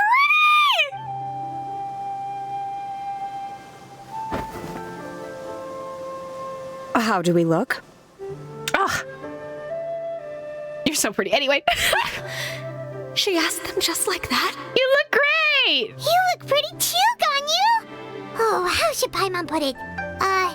You both look so elegant and refined! The wind blowing through her hair is crazy! Also, I feel like this particular outfit makes Ganyu look like her legs are so much thicker. Anyway, I'm actually a bit surprised that they went with black since it's not a color scene around Lunar New Year, but black does look good on both of them. I feel like they went with black because they can't go with red for either of these two characters. Like, if you put them in red outfits, it would not work, you know? Just put them in white. White in Chinese and Cantonese culture is normally symbolized with death, so you wouldn't want to wear white during the new year. Given that one employed the services of the best tailor in all of Liyue, one would expect nothing less. What colors have you been partial to lately, Shenhe and Ganyu? Lately? Why is Cloud Retainer suddenly asking about what colors we like? I like black. Me. One is gratified to see one's disciple has inherited one's own taste. Thank you. Black is such a lovely color, especially for fits. Anyway. The color black doesn't get dirty easily. A virtue I've come to value recently. And you, Ganyu? I favor blue and black. And the material is sufficiently comfortable, yes? She looks so cute! Yes, very. I simply cannot thank you enough, Cloud Retainer, for this gift.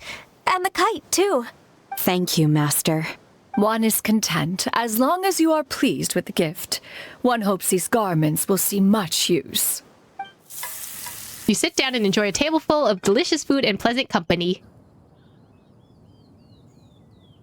Seems like your supreme cuisine machine is just getting better and better, Xianyun! This golden crab's particularly good. The shell's deliciously crunchy, and the meat inside is so succulent and sweet! Paimon can't stop eating.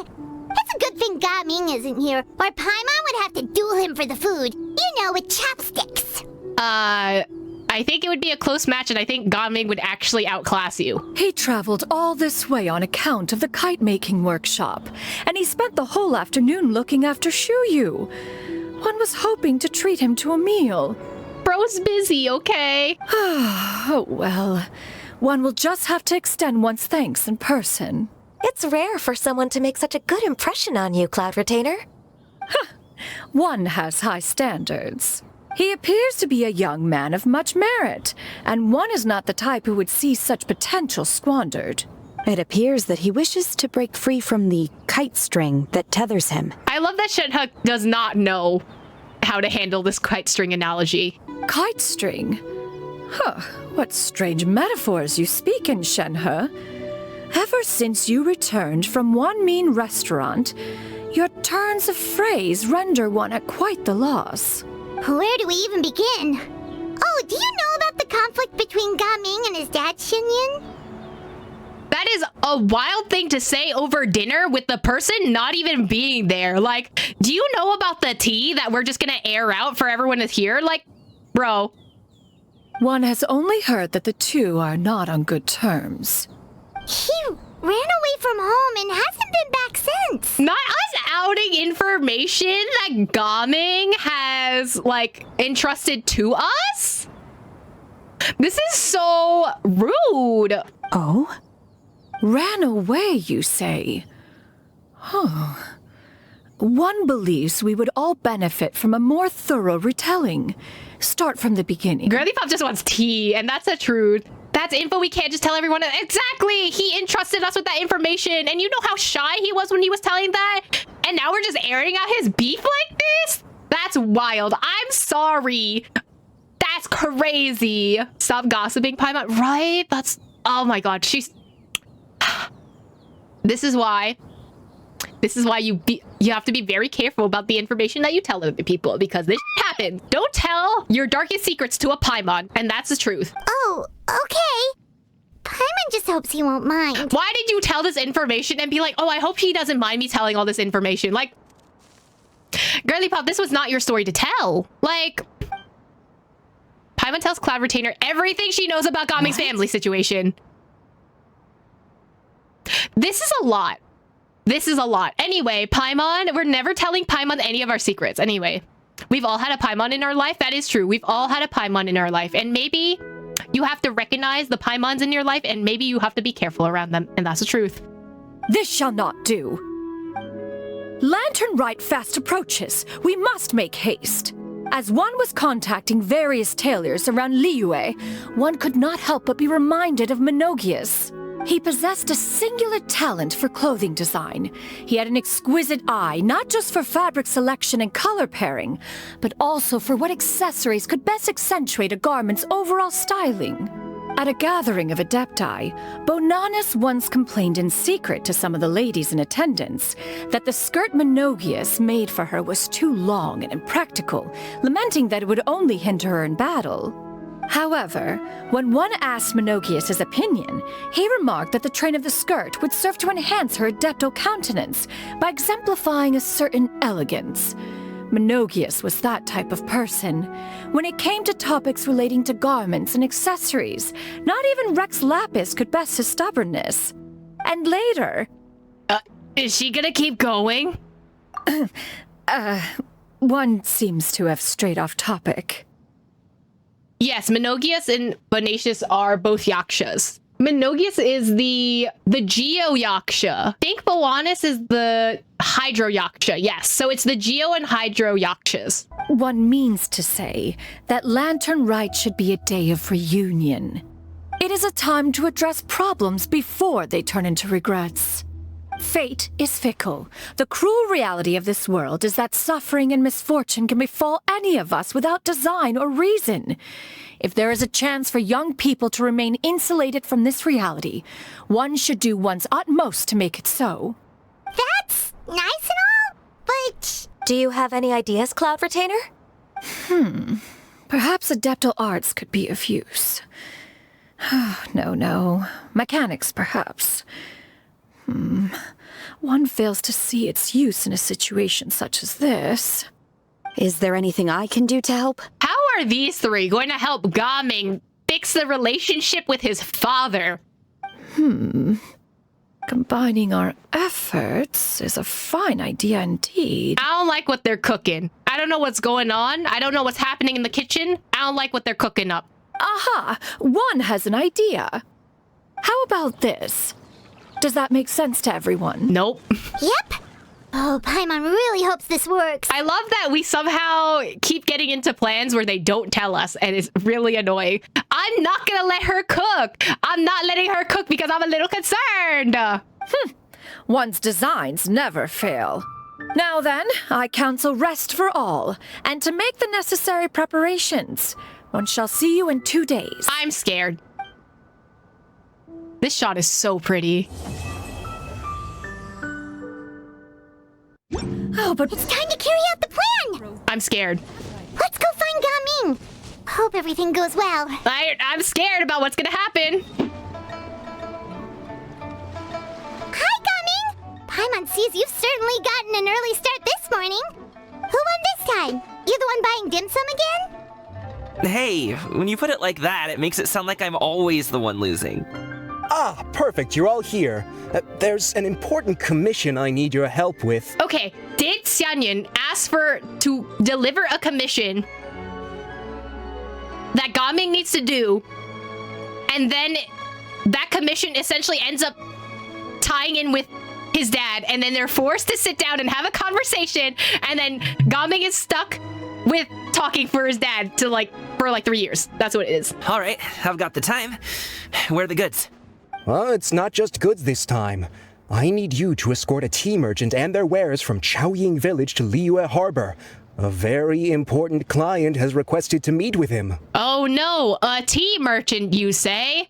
Isn't Gaming's dad a tea merchant? Sure. What's this merchant's address? Your house. Well, here.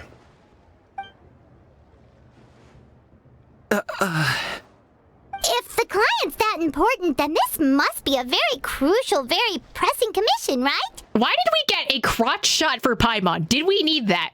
Of course, the sooner you complete it, the better. I would advise you to depart as soon as possible. Okay, that's fine by me. And Gaming, because he wants to make sure, and he wants to do the best work that he does, he's gonna do it anyway, and he's gonna be real awkward. All right, don't work too hard now, Longjo. We'll set off then. Anyway. Oh, wait. This is a different statue than last time. I never noticed it. You're a bit quiet today, Gaming. Oh, do you want Paimon to tell a story? We're almost there. I'll take a rain check on that. Oh, Gaming doesn't even want to hear a story. She's so nervous. Oh, poor thing. Oh, no. Hello. You must be the tea merchant heading to Liyue Harbor. We're here to escort you. Ahaha, yeah, we're here to escort you, buddy. I'm in pain. This hurts me. This hurts my soul. This hurts everything about me. I am feeling so much secondhand embarrassment. And bro just walks off. Dad? Oh, so you're Gaming's father. It's nice to meet you. Just leave this delivery to him. Trust Paimon. He's got this in the bag. Gaming is super good at what he does. I'm in pain. This hurts me a little bit.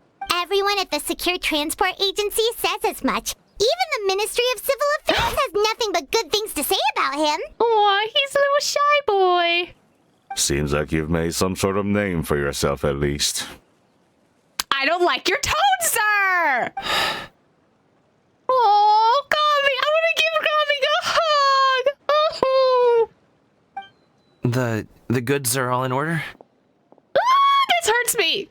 Yes, they're all here. Then let's get going. Oh. This hurts me. Just talk to each other. Ah! A very important client has asked for you by name. You kinda have to come with us. Paimon doesn't know how we would explain ourselves if you just didn't show up. Plus, you'd be missing out on a huge money-making opportunity. He does sound traumatized. Of course he sounds traumatized. He literally ran away! I see. I suppose I will have to trouble you all to escort me, then. Let's go. Why do we need to bring his dad along for the ride other than plot? Walking for so long. Is anyone tired? How about we stop and rest for a bit?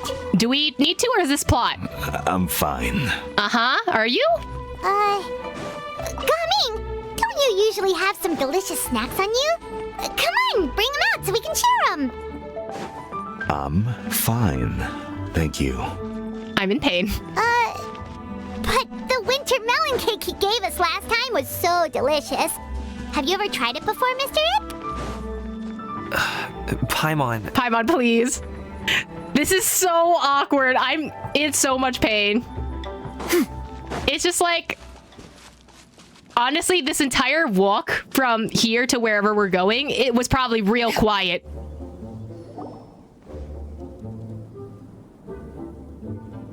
This place looks nice and open. Why don't you all rest here for a second? Huh? What about you? You're not going to join us? No. I'm not tired. I'll keep watch. Oh, but... Just let him go. Okay, we'll just share amongst ourselves then. Did you know, Uncle Ip, that the flavor of these cakes changes depending on... Halt! Who goes there? Oh? Oh, where did the sword come from? Wait a minute. Not the sword just appearing. It appears that one's movements were overly conspicuous. Hello? We did say that they look like treasure hoarders in the beginning. But also, please, I'm begging you, this hurts me. Enough of your musings. Focus. Focus on the matter at hand. Oh no, I'm sorry that we're gonna have to accidentally, for lore and plot-wise, are gonna have to kick your... Present your exquisite ornaments at once. Exquisite ornaments is a sentence. Indeed. Bring them forth readily and without protest. Sweetie, you do not sound like bandits! Ah! What do we do? It seems as if these two are acting alone. It won't be difficult to subdue them, but they might have something else waiting in store for Dad. The best way to keep him safe is... Leave this to me. I'll handle them. Traveler, Paimon, take my dad and the goods away from here. No, Gaming. It's too dangerous. This is what I do. Not the wink! Not the wink! Goodbye, Paimon! Oh, indeed. Let us depart and seek a target softer in blows and disposition. Why do they sound like they came out of The Princess Bride? Please! Don't think I'm gonna let you off so easily. Oh, there he goes. Away! Let us away! What is this cartoon chase scene? Coming! Don't worry, he's a great fighter. Paimon's even seen him take down a dozen or so treasure hoarders all by himself. But Coming, You do care about him.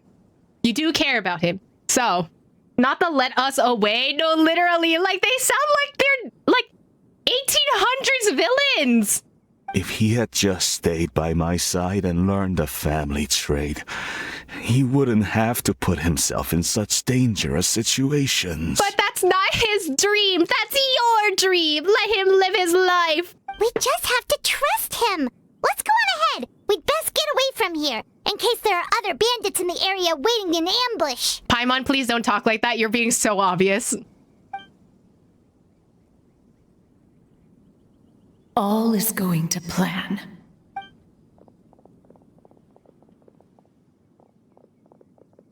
Okay, we should be good to stop here. Is that Zhongli? Zhongli? Oh no, what is he doing here? Sir? Is that a hoot owl? Oh my god, wait, that's so cute. Good sir, please listen to me. Reel in your line and leave this place as quickly as you can. There are bandits in the area. There are bandits in the area, indeed.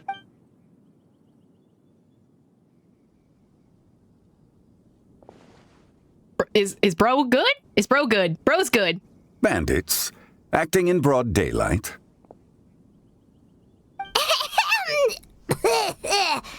Oh my god. We have the two least subtle characters in all of existence. One of them has no brain cells, and the other one is as dense as a goddamn rock. Oh. This side-eye is crazy, Paimon! The side-eye from Paimon? Oh my god.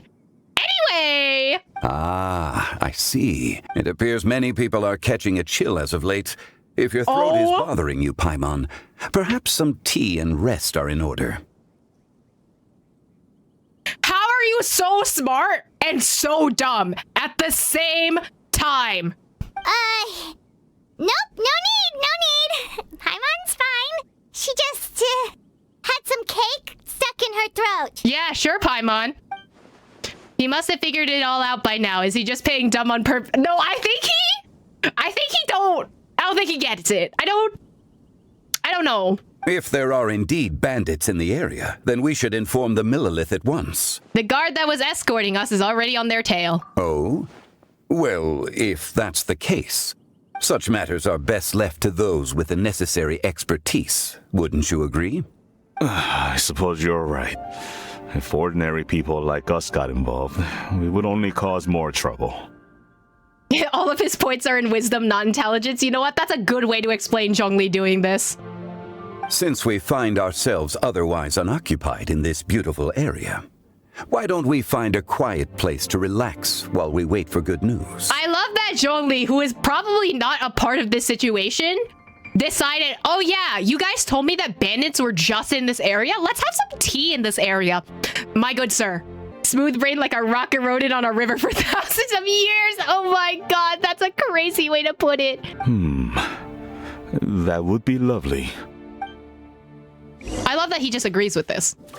Find a tea stall to rest at. Oh yeah, there's a tea stall around here. I forgot about that. It's the little kid's one who's here by himself. So, Uncle Ip does have a reason to be worried.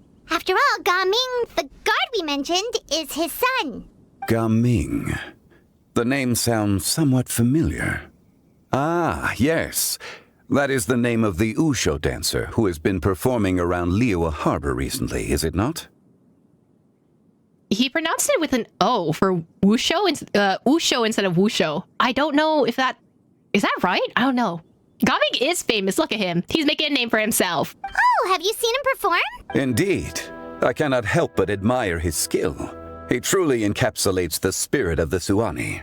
Wusho dancing has become more well known in Liyue Harbor recently. However, although performers are seeing budding success, they have no doubt had to face many hurdles along the way.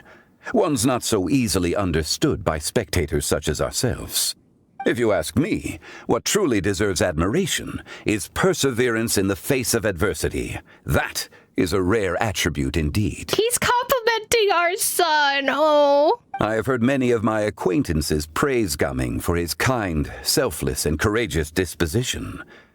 To have a child so accomplished and upright, you must be a very proud parent indeed, Uncle Yip. Uh-huh, very proud indeed. Also, it's weird for Zhongli to be calling him Uncle Yip. I don't know, considering that Yip is way younger than him, but I feel like that's just a polite thing. Uncle Yip? Seems like Zhongli has decided to skip the formalities. Well, he's a hard worker. Yes. You should be sure to tell him you think that when he gets back. Not Paimon going, yeah, you should tell him that you love him. Your son is young yet. It's normal for someone his age to be a bit hot-headed. It's understandable to find talking about such things in person difficult. If there's a particular sentiment you wish to convey, perhaps we could pass it along for you. Huh? No. It wouldn't be right to ask that of you. That wouldn't make any sense for us to tell Gaming that we're proud of him from his dad. Also, when do parents say that they're proud of you? I have never heard that. Anyway.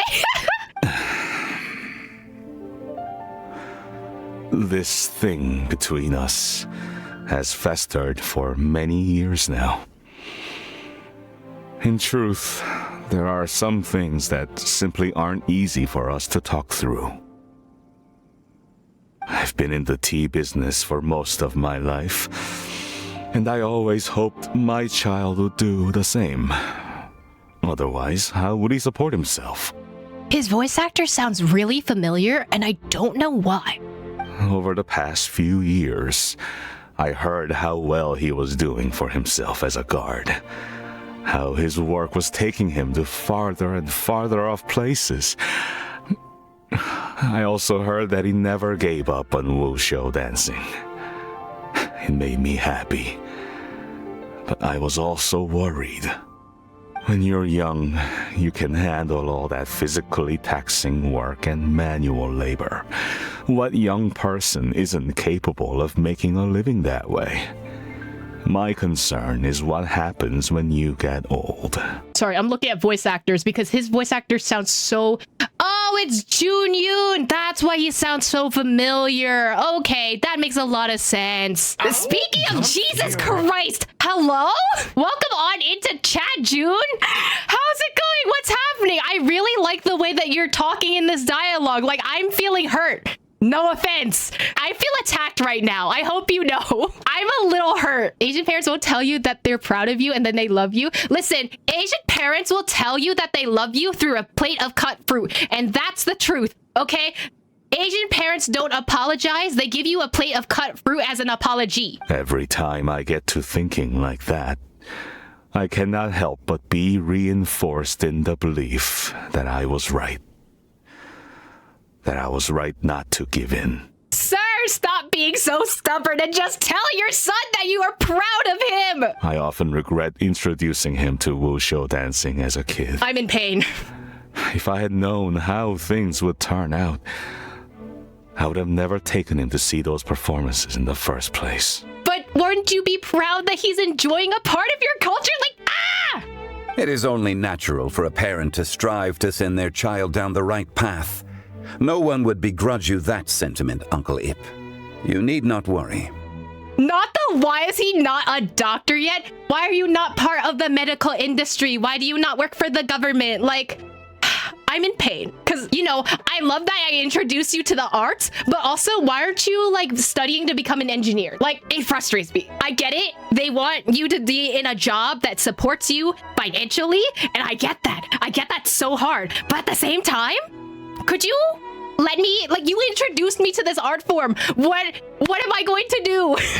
You seem quite young, Mr. Zhongli. Is he? Yet you speak with such wisdom. Perhaps I have misjudged your age. Just don't question it, buddy. It's fine. Your words are too kind. Truth be told, one of my old friends has several grown daughters. Not that one of my old friends has several old grown daughters, but okay. Rather than fretting about their future, however, she prefers to let them find their own way. I feel like that's a recent discovery for Xianyun that it was beforehand, you know? Then she's more easygoing than I could ever be. I fear I lack such an open mind. But you can change. Just look at what your son does and be happy that he's... I meant to say earlier, there is no need to be so polite. Feel free to call me by my name, Iptak. Iptak? Okay. Sure. So, do you also think I fret too much, Mr. Zhongli? A little bit, buddy. That's not exactly what I was hoping to convey. Only a fool would ask a parent not to worry about their child. But think of it this way. Raising a child is not unlike flying a kite. Hold the string too tight, and it can no longer soar. I see we really enjoy the kite metaphors today. As my friend once said, if your children are aiming for the stars, clipping their wings will only cause them to come crashing down. You need to let out the line for a kite to soar. You know what? I'll take this. I'll take this Zhongli wisdom. It seems I was too stuck in my ways. You need not reproach your heart for caring. You simply need to loosen your hold a little. Indeed, with such a big heart, why not allocate the time you usually spend worrying about Gaming to the pursuit of other things, like going for a stroll, drinking tea, or taking in the scenery? You never know what surprises could be in store. Things can change in the blink of an eye. I love Zhongli so much. He's so hopeful. Imagine all the kids who did agree to head in their parents' suggested directions and become doctors, lawyers, and engineers who are playing through the story. As an actor and an Asian creative, I wonder about their perspective and empathize. Honestly, same. I kind of wonder, like, if you took the route just like, oh, do what my family does. And I've known people that have just gone along with what their family wants and they've been miserable about it. I hope that those people are able to find the love and joy of the things they used to enjoy and wanted to do for a living. Like, even though it's not their main thing to do, I hope they have time to do the things they like, you know? The blink of an eye, you say. Do things change so quickly? Children grow up in quite the same way, do they not? Day after day, year after year, sometimes in the blink of an eye, but always when you least expect it. As a father, I'm sure you know that best. Mm-hmm. Yes, you can say that again. 1 second, Gaming was a kid. The next thing I knew, he was ready to fly the nest. Oh, does he Tourette's syndrome. Zhongli certainly has a way with words. Oh, he's coming back. Oh no, I'm hurt. Oh, the dams. Oh, Gaming is back. Hey, Gaming, we're over here. Dad, Traveler, Paimon. Good, you're all here. Oh, and Mr. Zhongli from the Wangsheng Funeral Parlor? You're here too? I love that he's just like, why are you here? You don't even go here. A fated meeting indeed. We were just enjoying some pleasant conversation. Pleasant for one person, or maybe 3 people, but definitely not on one side. Please just talk to your son. Just talk to your son. Tell him that you're proud of him. I'm begging you. Is everything resolved? I'm going to scream. Well, you could say that. What does that mean? Traveler, Paimon, come with me. I need to talk to you. Can you please talk to your father? Oh, okay. Oh no, he's wistfully looking out into the bridge. Those 2 bandits? You sent them, didn't you? No, I don't know who those 2 people were. They definitely weren't Adepti. So, that's how we're starting off? Can't look me in the eye, huh? Guess I'm right then. Okay, but how did you know? At first, their mannerisms seemed a bit stilted. But once I got close, it was obvious that they possessed great skills. What if they were just Adepti bandits? What if they went, what if they got infected with the abyss juice and ate some goop and then they turned bad?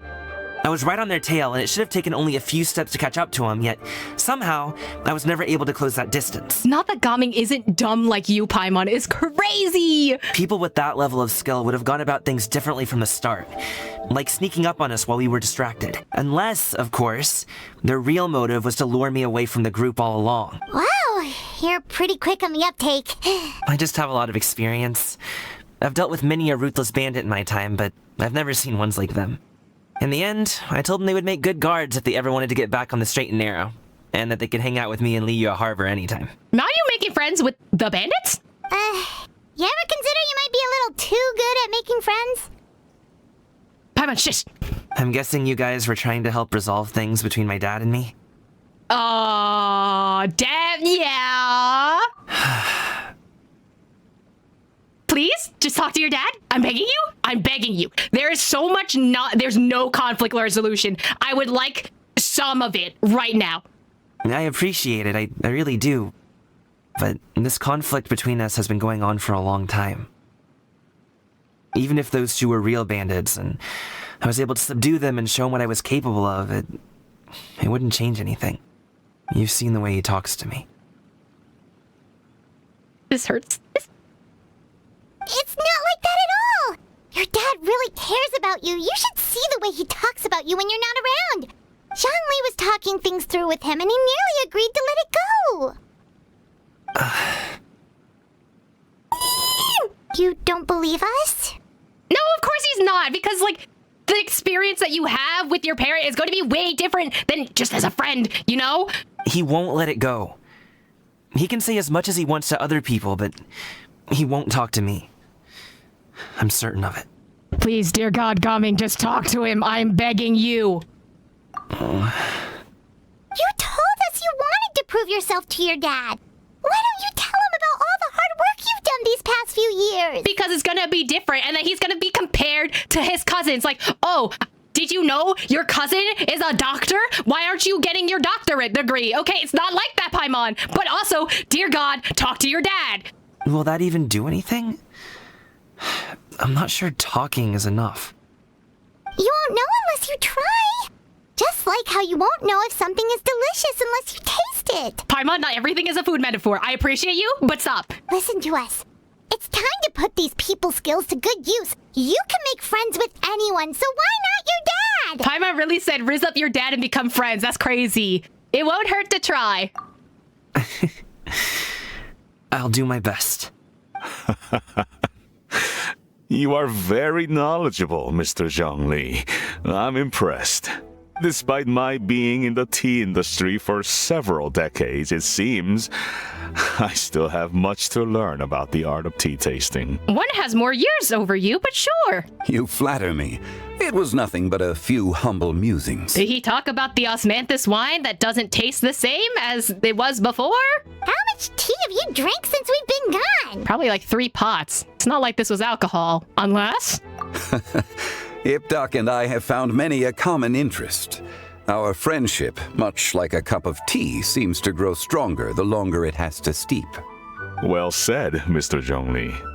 Gaming, Mr. Zhongli is very knowledgeable. You should take the opportunity to learn from people like him when you're in the city. Oh my god, he reminds me of my dad. Huh? Oh, of course. Zhongli? Not the bombastic side-eye. I very much enjoyed our conversation, Ipdak, but I, unfortunately, have some unfinished funeral parlor business to attend to. Oh, I hope I didn't keep you. My apologies for taking up so much of your time, Mr. Zhongli. No need to stay on my account. When you're less busy, let's find a time to meet. I'll treat you to dim sum. So, are you gonna bring your son, and then he'll bring his son, and then you guys can talk, and then Xiao can talk with Gaming, and it'll be great, okay? It would be an honor. Bye, Zhongli. We'll probably see you in the harbor. You two have a nice chat, alright? Uh-oh. Uh-oh. Uh-oh. Oh, no. Oh, no. Thanks for helping us talk things through with Uncle Ip. Good thing you were able to pick up on what we were putting down. Which is crazy, because he's built like his brain cells are just like a rock. I have been around the both of you for some time now. You could say I have a certain level of expertise in that regard. It's been 3 years, but I still think you're as dense as a rock.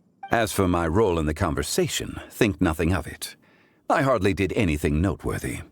You never change, do you? Why did you have us walk all this way? Paimon thought we just had to go far enough to be out of earshot. A friend approaches. A friend? Hello. You mean your son? You mean your son? Your son's here. Okay, I get you. I get you, Zhongli. I get you. I love Xiao. I love Xiao so much. Xiao, you're here too? I've been here the whole time. No need to sass me. Why was he so sassy? Excuse me. Okay, I didn't know you were here the whole time. We couldn't see you. Okay. A ghostly kite. Could that elusive Director Hu be coming to Wangshu Inn once again? What is she doing here? I suppose it matters not. Given her relationship with Rex, well, Zhongli, I might as well go pay my respects.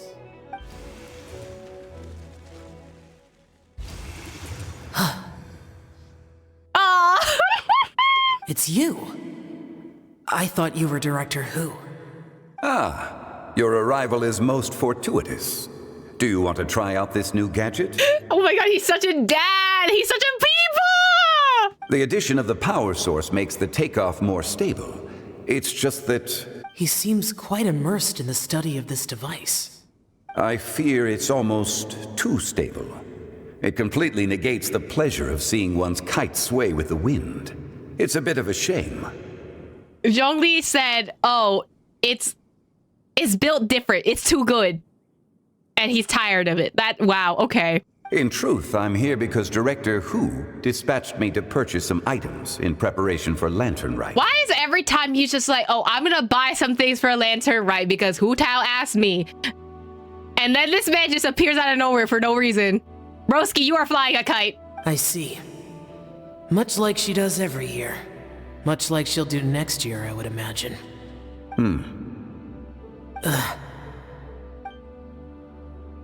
I love them. I love them so much.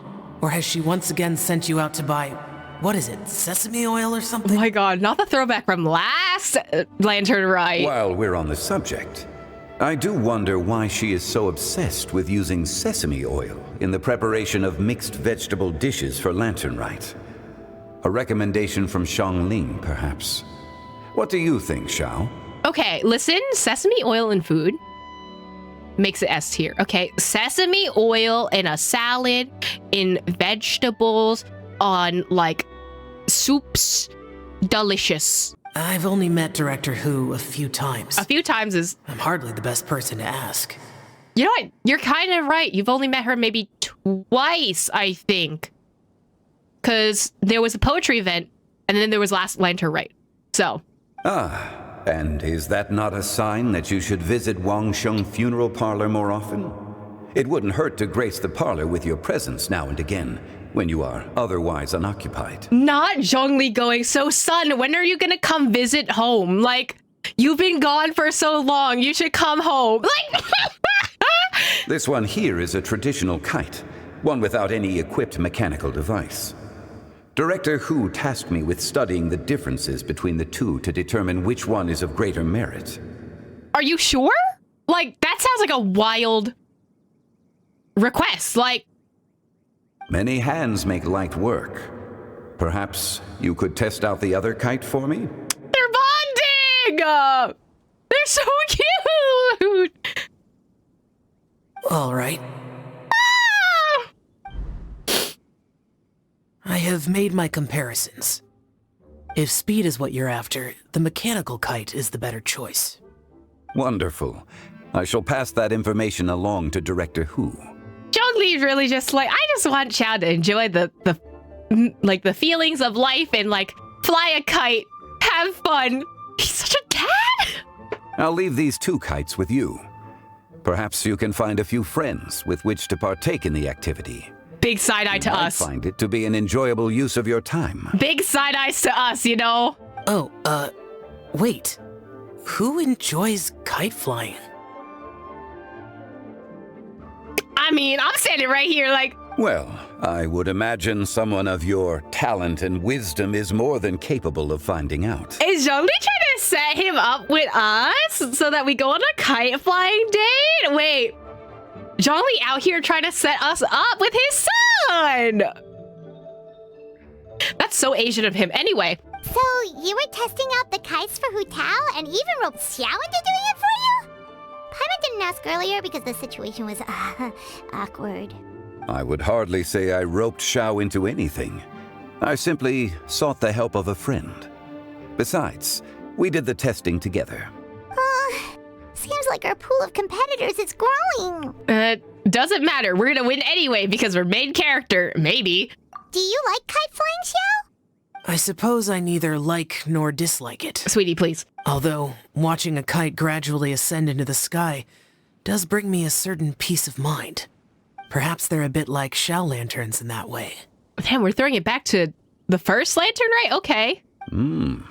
Kite flying is also a pleasant form of relaxation. Why is Zhongli so clinical about kite flying? Please relax, my good sir. Have you ever thought about making a kite, Xiao? Cloud Retainer taught us how. We can teach you if you want. There's no need. Oh? Menogias was the only Yaksha among us who had an interest in matters of ornamentation and design. When Lantern Rite is over, come find me near Pervasi's temple if you have the time. Absolutely, I will. Oh, I think he goes there like every Lantern Rite, I think. It's getting late. I should go inform Director Hu of our findings. So you're leaving us with this mess? That we still have in the corner of our eye? How's she been, by the way? Be sure to say hi to her for us. The last time I spoke to her, she mentioned that she would be visiting Chaoying Village in a few days. Ooh, okay, so maybe we can find her in Chaoying Village. If you have the time, perhaps you could also make the trip.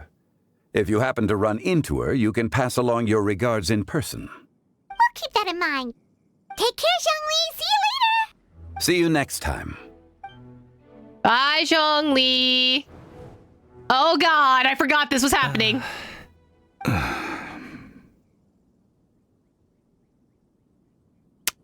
Secondhand Embarrassment, the musical. Coming. I'm hurt. I'm hurt. I'm hurt. I'm hurt. I'm hurt. I'm hurt. I'm hurt. I'm hurt. I'm so hurt.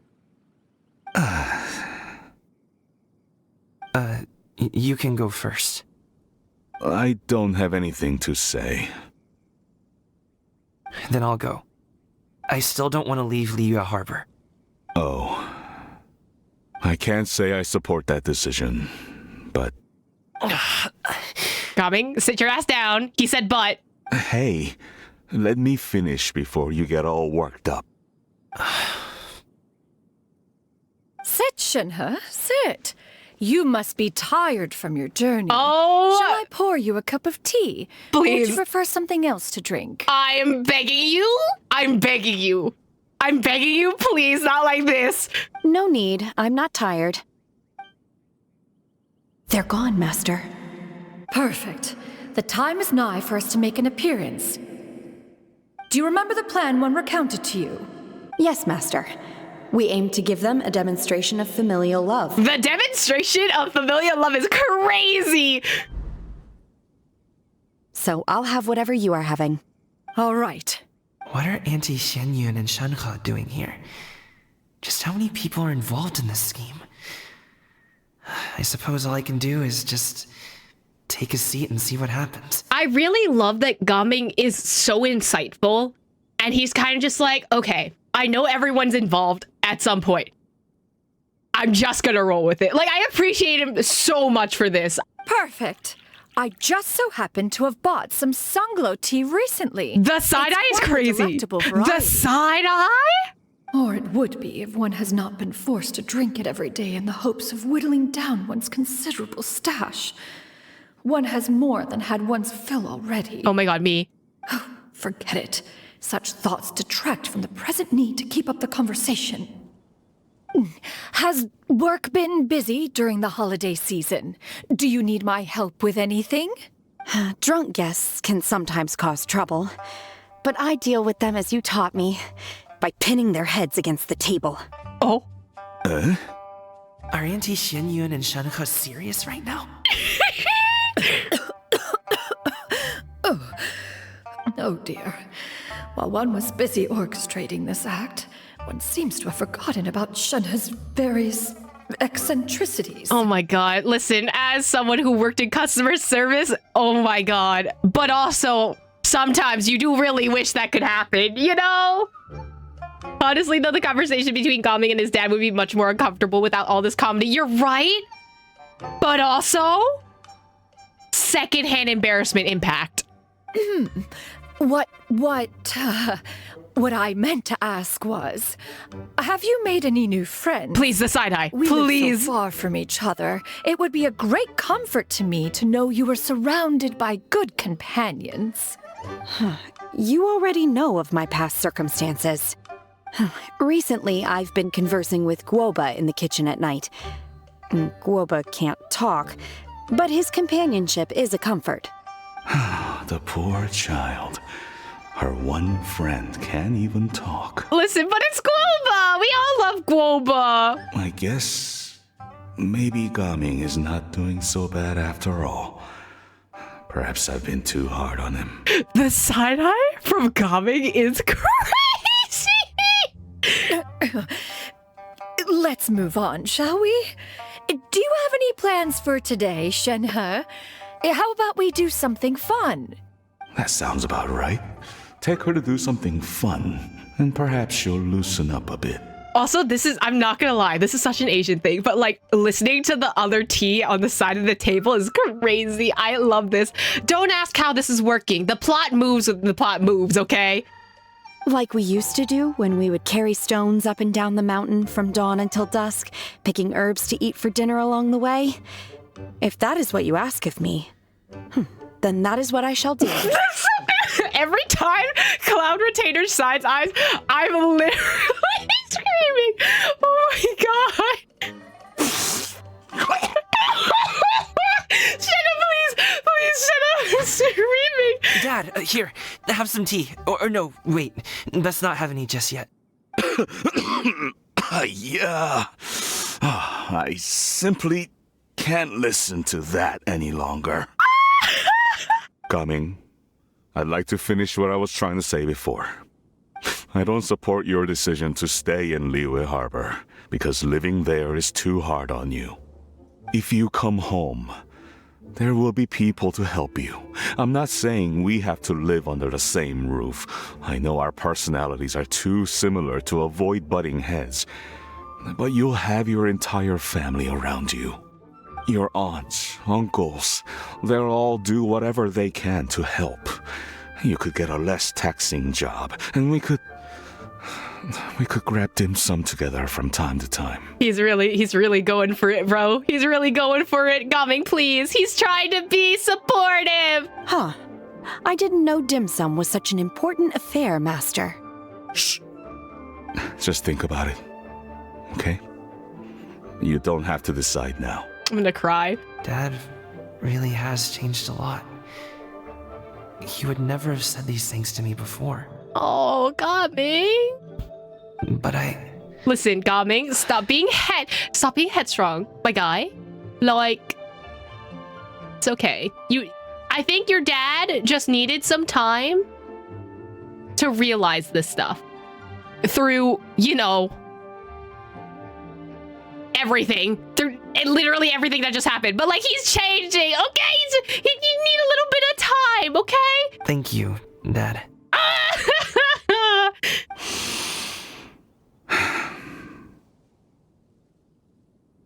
It's been long enough, don't you think? Oh, Paimon sure hopes they've made up by now.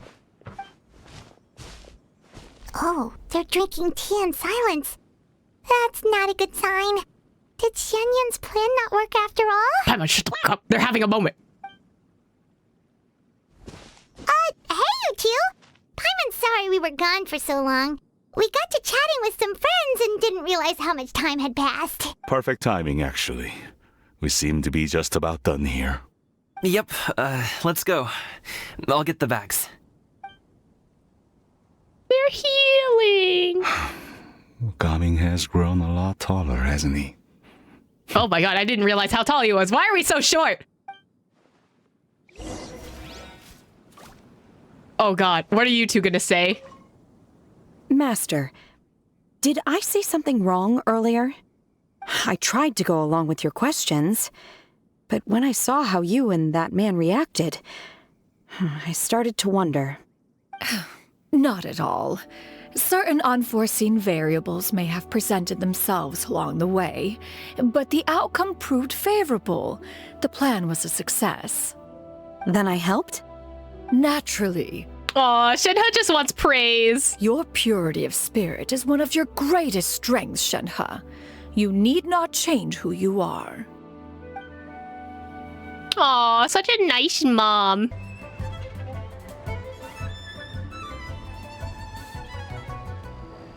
You must be Mr. Ip! Thank you for coming all this way. My name is Charlotte, and I'm a reporter from Fontaine. You can find me writing for the Steambird. I invited you here not just to purchase your fine tea, but also with the hope that you might be willing to sit down for a short interview. What do you say? Oh, so Charlotte's the commissioner. You know what? We're getting a gig for Charlotte is a win. That's a W for me.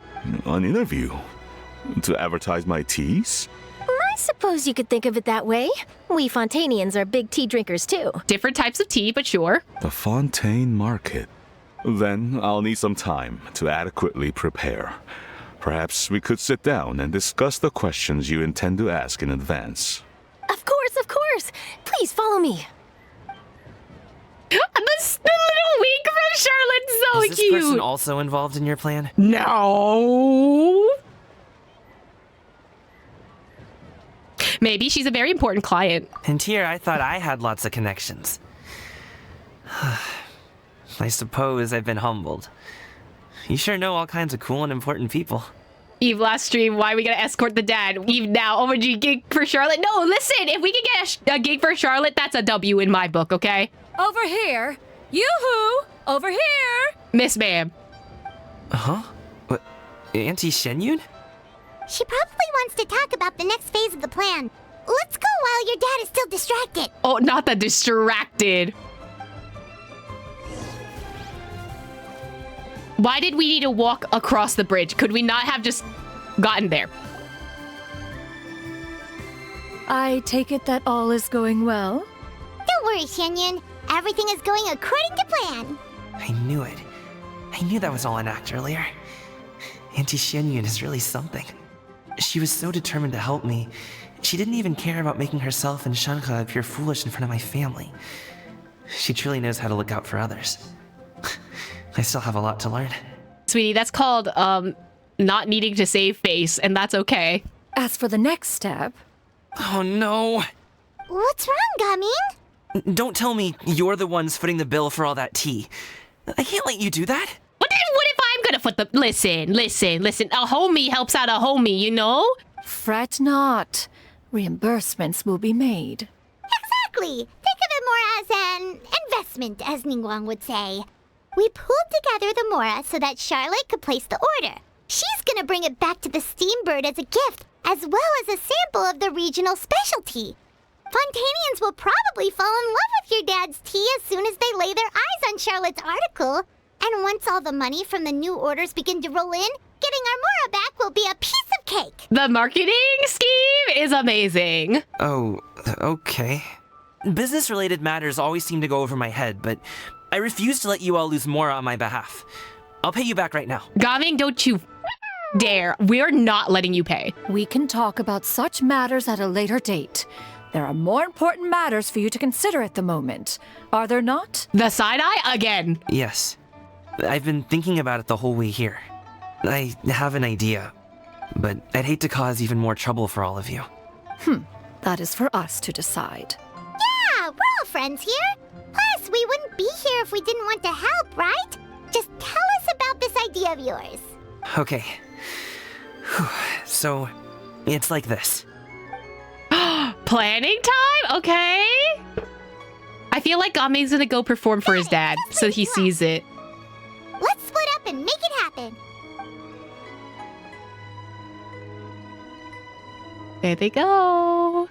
We need to do those things we talked about, but we also still have the kite flying competition. Is Sanya not a part of the kite flying competition, or is this like a just a cheesing thing? Since Xiao already tested out those kites for us, why don't we also go buy one of those mechanical thingamabobs or whatever they're called? We can attach it to our kite. Go to the kite stall. Oh yeah, she said she wouldn't give us a discount or something, right? When we went there last time. Give me discount. Hi, Chang Chang. Hello? Xinyan! Hello again! Welcome back! I see you returned from your trip. I really do have to thank you for all your help from before. Thanks to you, my daughter was able to build a kite with her grandmother that very same day. She even wrote a long letter telling me how much she loved it. Aww! Oh, you should really be thanking Gaming, not us. I'll be sure to. And are you here to buy a kite? Please, take your pick. Oh, we already have a kite. We wanted to buy one of those, device thingies from Fontaine. Do you sell them separately? Yes. Here you go. Please, take it, free of charge. Free? The directions are in the box. It's not hard to install at all. Listen. You said discount, not free. I'm gonna pay something for this. It doesn't feel right for us to just take it. Well, nor would it feel right for me to take your Mora. Good luck in the kite flying competition. I'll be rooting for you. All right then, thank you. That's so nice. I'm gonna give you money as soon as I get out of this cutscene. Oh, the blur effect's really nice. It's done. Let's get down to business. To defeat the Huns.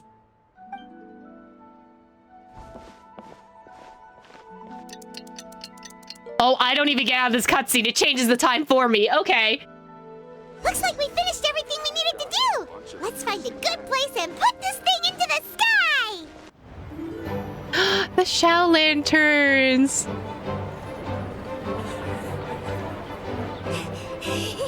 Chi-Chi, we're almost there. Ah! Chi-Chi!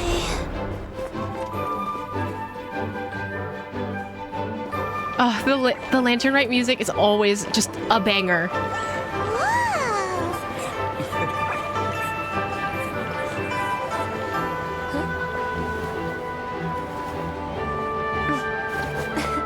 Come here, allow me. Aww. The Lantern Rite is as festive as ever.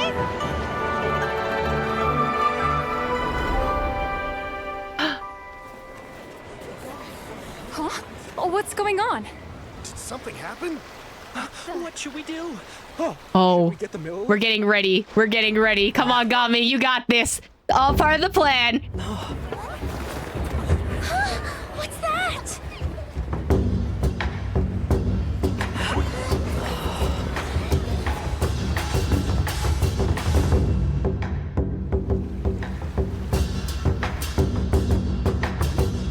Oh, this is so sick.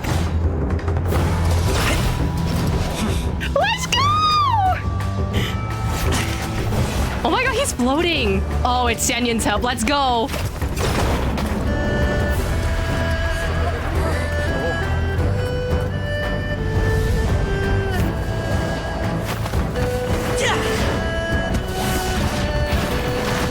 Oh, he's so cool. Let's go, Gami. Oh, look, the married couple. Look at him go! That's my son!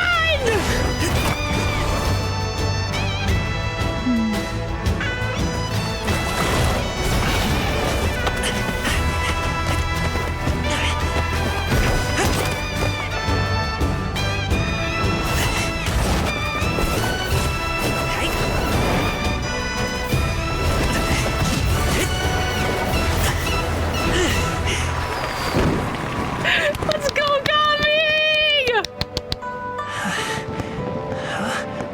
I'm so proud of him.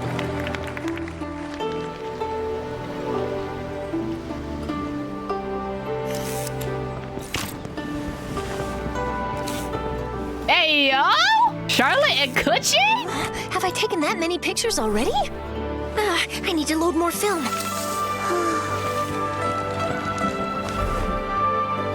Oh!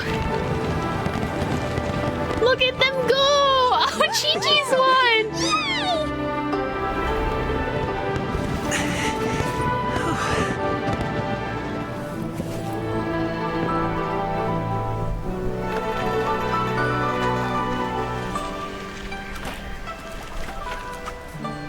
Oh. Wait. The wind. What? Oh. Let's go. Xianyun coming in clutch.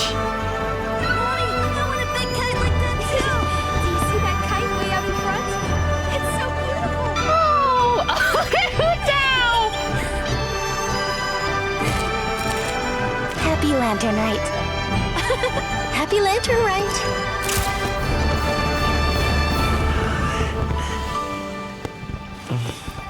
Coming, go talk to your dad, please.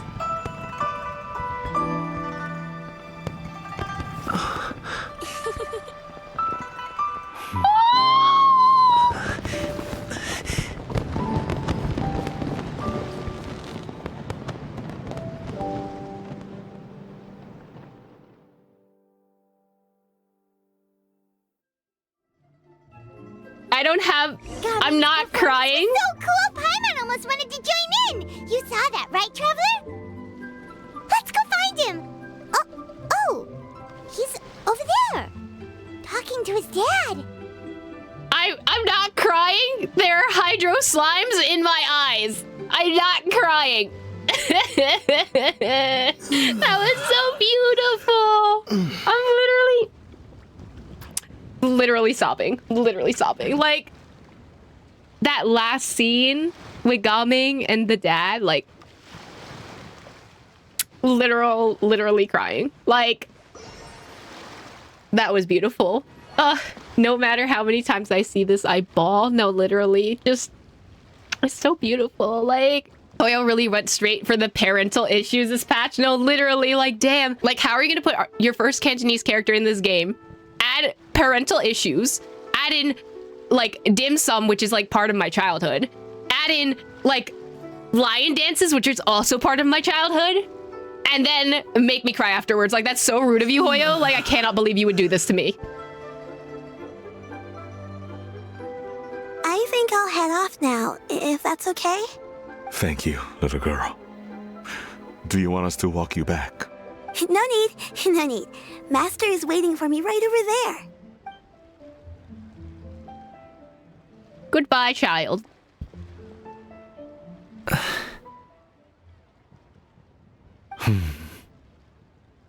Son. I'm gonna cry now. I suppose I'll go first this time.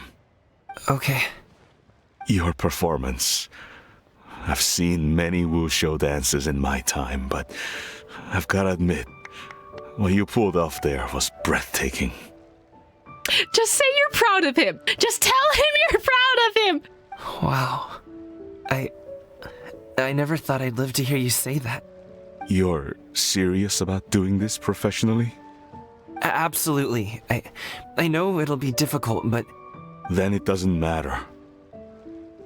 What I mean to say is, of course it'll be difficult. But if that's your decision, if that's your dream, then it doesn't matter how difficult it is. As long as you put in the work, then any obstacle can be overcome in time. This is the Asian parent way. You're so right. This is the Asian parent way. We don't tell you that you're proud. We don't tell you that you're proud of you. You can say you can do it. Really, when I was young, I also... Actually, how about we save that story of my past for another time? All I really want to say is, I've changed my mind. He even think he's wrong. Much like this kite, you also deserve to soar to new heights. Dad. Oh! Son. Ah! Son? Haven't heard that in a while. I bet you're wondering what's gotten into me saying all this. Well, a little bit, yeah. Anyway, I know I've never found the chance to say this before, but... to me, Gaming, you've always been a great kid. He just said he's proud of him. He said he's... Oh my god, I'm crying. Oh my god. They're so cute. They're so cute. I'm going, like... It's not, I'm not crying. Nuvalet is pouring rain on top of me. There are hydro slimes in the area. I'm not crying. You are crying. All right, that's everything I've got. Did you have something you wanted to say, or... Aww. Seeing the two of them talk things through like this really gives Paimon a sense of accomplishment. Where's June? I'm gonna go yell at June. I want to go yell at June, like right now. Like, how dare you make me cry? It was all because of you. Now go. Over there. Your friends are still waiting for you. Or your boyfriend, either one. Huh? But you came all this way. I'll be staying in Liyue Harbor for a bit longer. When you have time, we can grab dim sum together. Your treat, right? Dad, honestly. Go. Oh. Okay, then I'm off.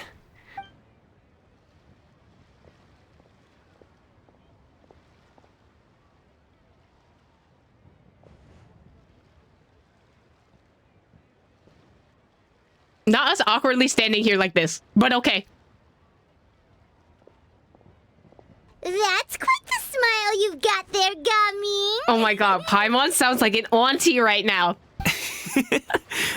Really? It's nothing to be embarrassed about. Is there anything you'd like to do? I'd like to find and thank Auntie Xinyun, as well as everyone else who's helped me out. If everyone has time, maybe we could all get together and go fly a kite. Oh. Oh. Coming. I'll fly a kite with you any day, buddy. Oh, Paimon almost forgot. Didn't Zhongli say Hu Tao was also planning on spending some time in Xiaoying Village? We didn't have anything else to do today, right? Why don't we go have a look around? Maybe we'll run into her. Well, Xiaoying Village it is. It makes Paimon feel like she could float around all day and never get tired. Cream! Gummies! Fuel fruit! Hello? morning. I'm now awake. What happened? Huh? Did you hear that? Literally, whose child is that? Because, like, what just happened? Sunshine! Blue skies! Good vibes! Something about bullfruit and good. Is that Navia? Right? So Paimon wasn't just hearing things. I'm like 95% sure that was Navia's voice actor. That voice sounds really familiar. Well, we've got the time. Why don't we go check it out? Okay, let's go wherever. You and Paimon make your way up the mountain in search of the source of the shouting. As far as you can make out, it's almonds, and this is cocoa paste that. Sounds delicious, that's for sure. The lively voice invigorates your steps, and you ascend the mountain in no time. What are they doing here? Are they on a date? And Leah? Navia, Clarande! Well, if it isn't my dear partners. It's the girlfriend. See, I told you that something good was going to happen during our travels today. I have to say, sometimes the Steambird's astrology column is spot on. It's just your lucky day. Are you guys also here to catch the festivities? Oh, and that reminds me. Happy Lantern Rite. Wait, they're here for Lantern Rite? It's not just like a one-off thing. This is the first time they've added other nations, like, NPC. I mean, we saw Charlotte, but, like, I think this is the first time we're seeing, like, everyone else come in, right? Happy Lantern Rite. And to you. Happy Lantern Rite to you, too! Wait, if you're here for Lantern Rite, then what are you doing on top of this deserted mountain? And that voice we heard, that was you, right, Navia? Oh, impressive. You could tell it was me from that far away. You've got good ears. You are also extremely loud. That or your voice is just really loud. I'm just Paimon. Well, of course it is. After all, I'm a boss. Indeed. I suppose it's an asset. Besides, her other assets that you'll be looking at, but... Sure is! Having a loud voice is a handy tool when it comes to communication. Oh, we know that, Paimon. Of course we know that, because we listen to you all the time. Wait. That wasn't even Paimon's point. Paimon just wants to know why you two were shouting from the top of this deserted mountain. It's not quite deserted. There's literally a village right underneath us. There was something about almonds, maybe? And buellfruit?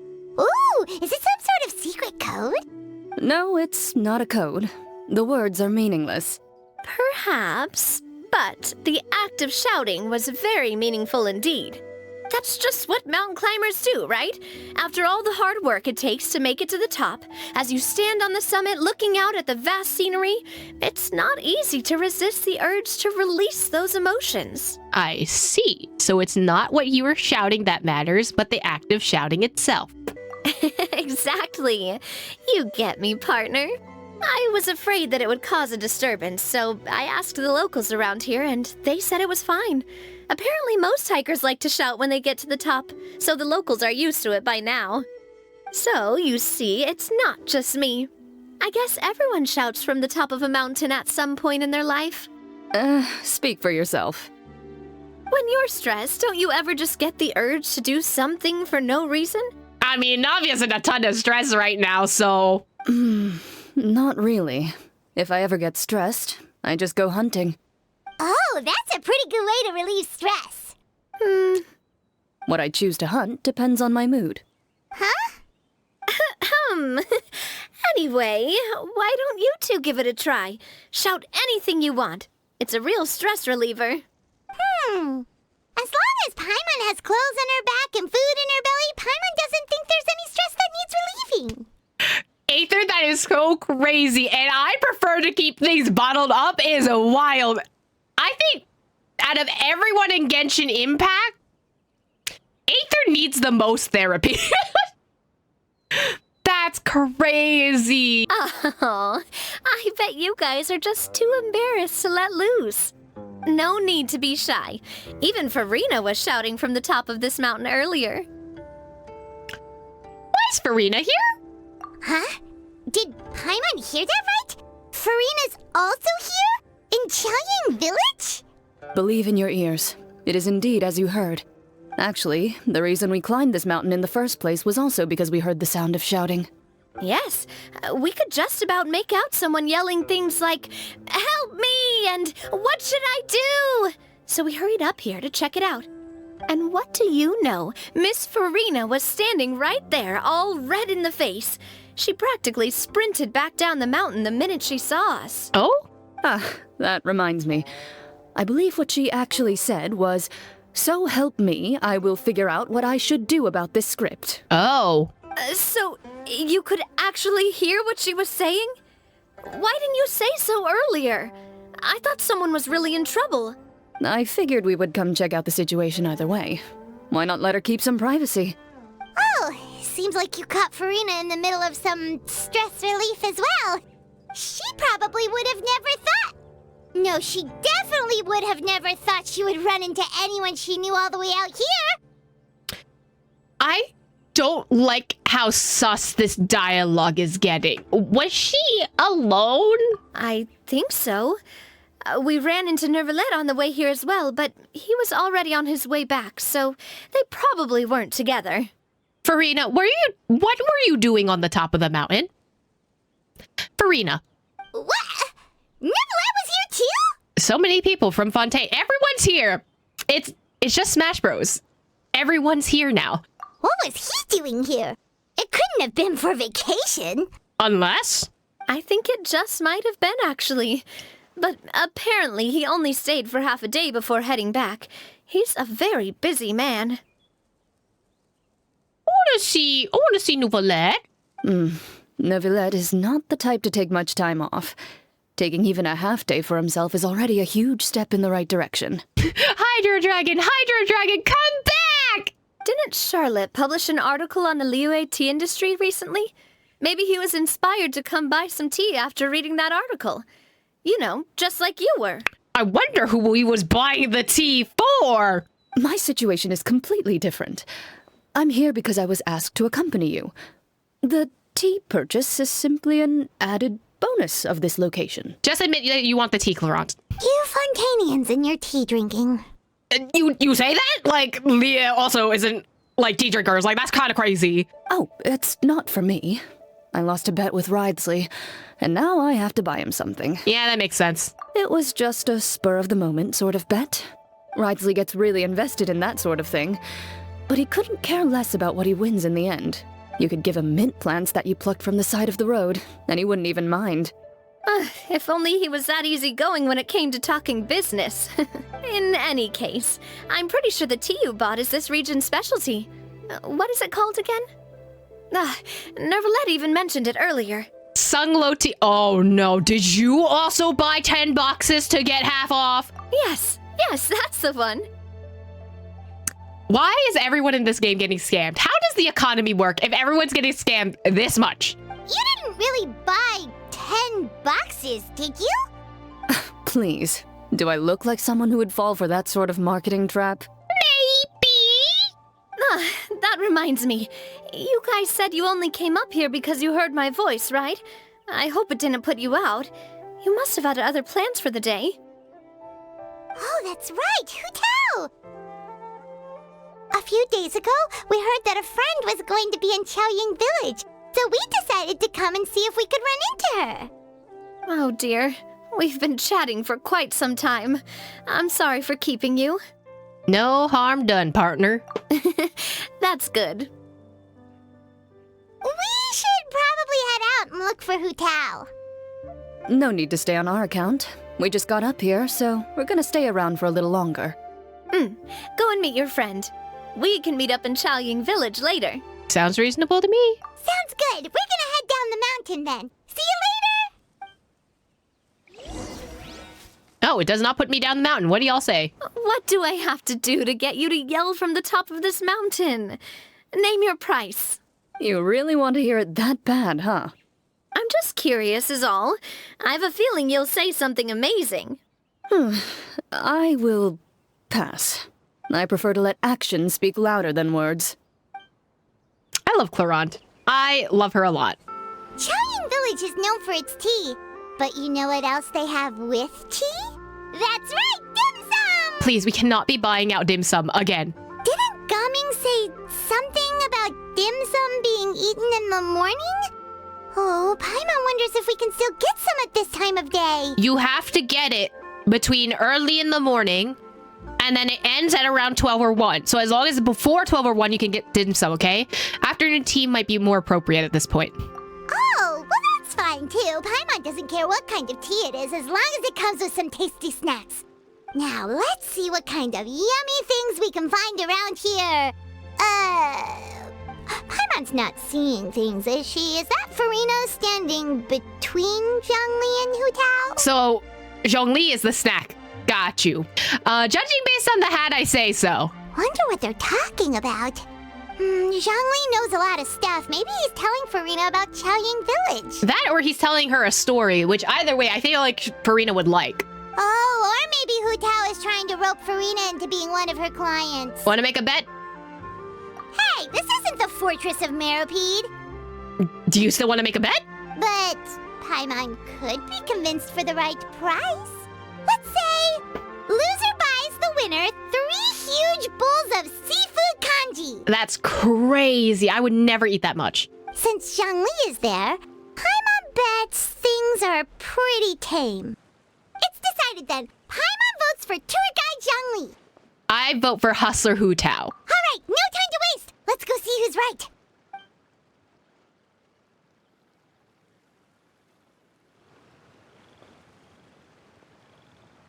Good afternoon, Hu Tao, Zhongli. Oh Farina. my god. I got jump scared and I saw what was happening in this quest. Oh, great. Now Paimon's shouting too. Oh, well, aren't you a sight for sore eyes? Seems like our luck just keeps on growing. That we were able to meet you both without prior arrangement must mean that this is quite the serendipitous meeting indeed. Huh? Oh, so both of you are acquainted with the Traveler and Paimon then? Yes, actually, I have keenly felt the passage of time since our last meeting. So many chums all in one place. I'm pretty sure you didn't learn that one from me. No, I didn't. I thought it was funny. I must admit, I'm a bit surprised to see you here, Traveler. Why? I'm everywhere, my guy. But seeing as you're a hero who's been all over Teyvat, it makes sense that you would be well-traveled and well-connected. Mm-hmm. Since we have found ourselves in each other's company within this fertile land, allow me to take this opportunity to wish you a happy Lantern Rite. Happy Lantern Rite. It appears you have been to Fontaine then. Yes. You're just finding that out? Given your proclivity to spread good deeds wherever you go, it's no surprise that you would make the acquaintance of a celebrity as illustrious and celebrated as Miss Farina. That's quite high praise. What I mean to say is, you flatter me, Mr. Zhongli. Although I've built up a certain following within Fontaine, it is no reflection of strength or wisdom. I stand before you right now as nothing more than an ordinary traveler in search of beautiful scenery and creative inspiration. There is definitely more to Mr. Zhongli than meets the eye. I could tell as much from our conversation earlier. Ooh, so she knows? Okay. Given his breadth of knowledge on both academic and worldly matters, there's no way he hasn't heard about what happened in Fontaine. Is he just feigning ignorance for my benefit? Sweetie, don't second-guess yourself. You're gonna spiral like that. No. You're no common tourist. I simply won't have you talk about yourself that way. Huh? Does that mean Hu Tao also knows? You may not have heard, friends, but... Miss Hu Tao... Miss Farina is now one of my esteemed clients. Oh, okay. What? Why? What happened? Yep. Did you hear that, Paimon? She's Hu Tao's esteemed client. Guess who's buying me bowls of kanji? Okay, you win. Guess Paimon will have to break into the hidden stash at the bottom of her shoe. How much more can you even fit in your shoe? What's this about winning something? Don't tell me. You two were placing bets on us. Paimon's idea. No, Uh-huh. We just saw you guys standing on the side of the road and couldn't help but take guesses as to what you were talking about. Oh, I see. That means you, my friend, must have guessed that I was trying to promote my business to Miss Farina. We been new, but okay, you know me. That I do, my friend. What was Paimon's guess then? Paimon thought Zhongli was showing the newbie around. By newbie, you mean me, right? Every day, Paimon slanders Farina, and for what? If that's the case, then Paimon's guess was also correct. Oh, that's right. Mr. Zhongli was telling me about some great sightseeing spots in the area. Ha! You see? Paimon was right too! Since both of our guesses were right, there can't be a winner or a loser. Fine, keep your secret stash then. Your Mora. Hey, don't be upset, Traveler. How about this? You buy Paimon a bowl, and Paimon will also buy you a bowl. As for the third bowl... Since I was the subject of the bet, perhaps it should go to me? You know, as a congratulations for the huge deal I just struck. Oh my god, I'll buy you a bowl anytime you want, girly pop. I was just joking. Anyway, I should be the one treating you. The funeral parlor is about to bring in quite the sum after all. Oh, Paimon almost forgot to ask about the most important question. Something happen recently, Farina? Huh? What do you mean? Well, you know, with you enlisting the services of Wangsheng Funeral Parlor and all. And on Lantern Rite, which is crazy. Oh, well, yes. Really? Oh no. Paimon is so sorry for your loss. Although Paimon may have not known the person, please accept Paimon's deepest... Whoa, it's not like that, Paimon. Huh? But Paimon just thought, since you hired the services of a funeral parlor and all... Hey, it's not that big of a stretch. It's not, but how many times has Zhongli just gone out as like a regular worker for anything, you know? Really, Paimon? It's not like you don't know me. Do I look like I know anyone who would ask me to coordinate their funeral? Does Nouvellette count?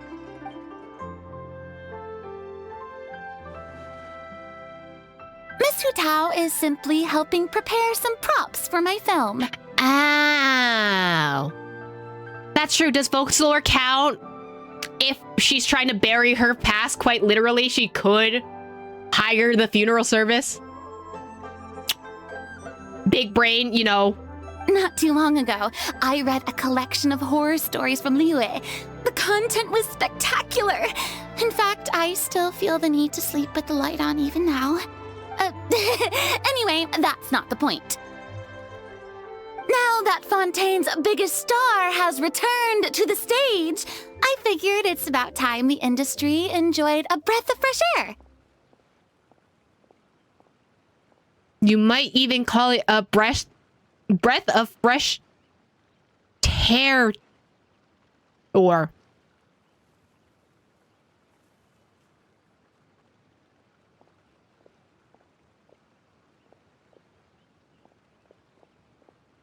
I'm joking. I'm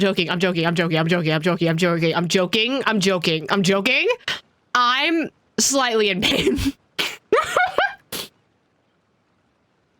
Ow. Hey, that's pretty good.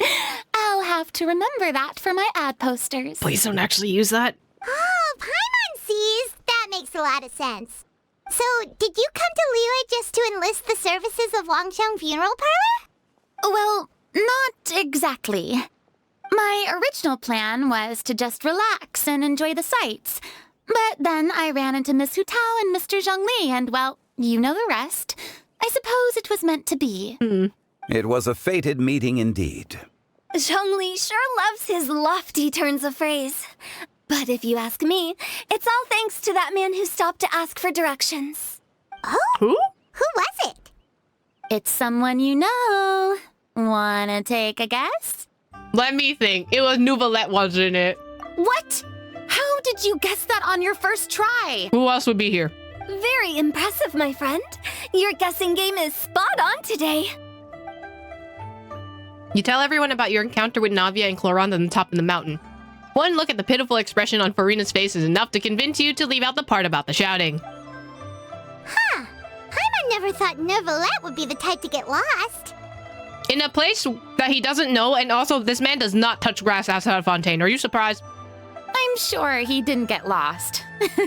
Even I was able to find my way to this place without any trouble. He was already getting ready to leave by the time I arrived. He just wanted to ask someone about the quickest way to get back to Fontaine. So he asked the ex-Geo Archon, who he's got beef with? That's crazy. The way Zhongli dodged that is amazing. Yup, that's exactly what he asked. This area is full of mountains and rivers. It's normal to not know the fastest route. For him, though, swimming would probably be the fastest route of them all. So, were you the one that pointed him in the right direction, Hu-Tao? Of course. I'm also a guide of sorts, you know. So naturally, I also have a great sense of direction. The way Zhongli dodged this whole thing is crazy. But speaking of your friend... What about him? He doesn't get out much, does he? He said this man don't touch grass. No, he kind of doesn't. No wonder.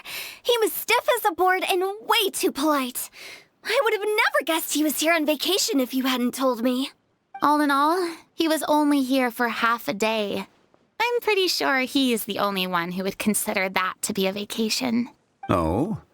This gentleman you speak of must keep a demanding schedule. Someone unlike you, sir. I'm sure he does. You didn't see him, but he was dressed like he was about to attend some important meeting. It wasn't anything like what someone would wear on vacation. The way Zhongli dodged this was crazy. You know what? Zhongli probably knew. He was just like, wait a minute. I got them senses. That's the primordial Hydra dragon. I'm out of here. And disappeared on Hu-Tao, leaving Hu-Tao to mess with that on her own. Is that so? Oh, you know. Zhongli planned this the whole time. Bro knew from day one. Wait, you didn't see him, Zhongli? Unfortunately, no. Unfortunately or fortunately? At the time, it appeared as if Director Hu and Miss Farina were having quite the productive conversation.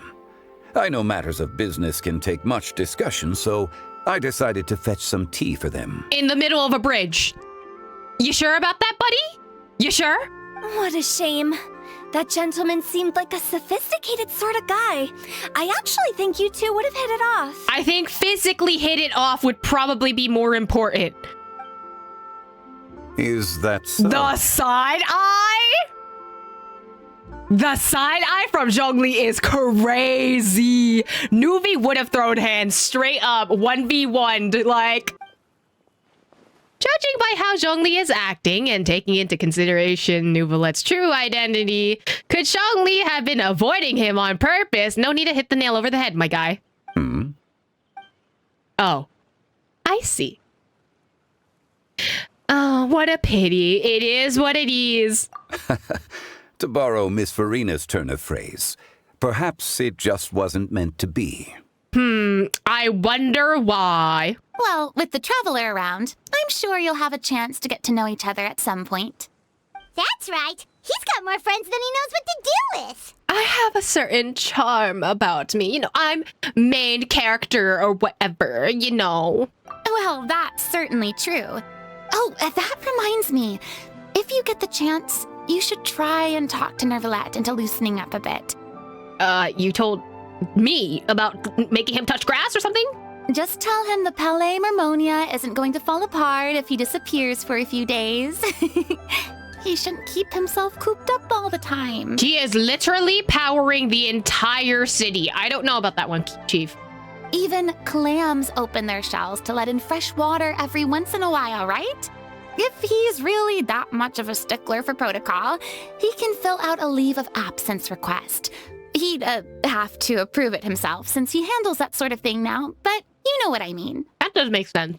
Seems like this gentleman is also in charge of something pretty important. You know, just all of Fontaine or something.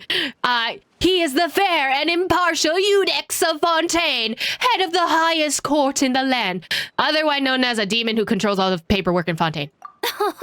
I've never heard of a demon that boring before. That's wild. In my experience, a leader needs to be able to roll with the punches. That also includes knowing when and what to prioritize.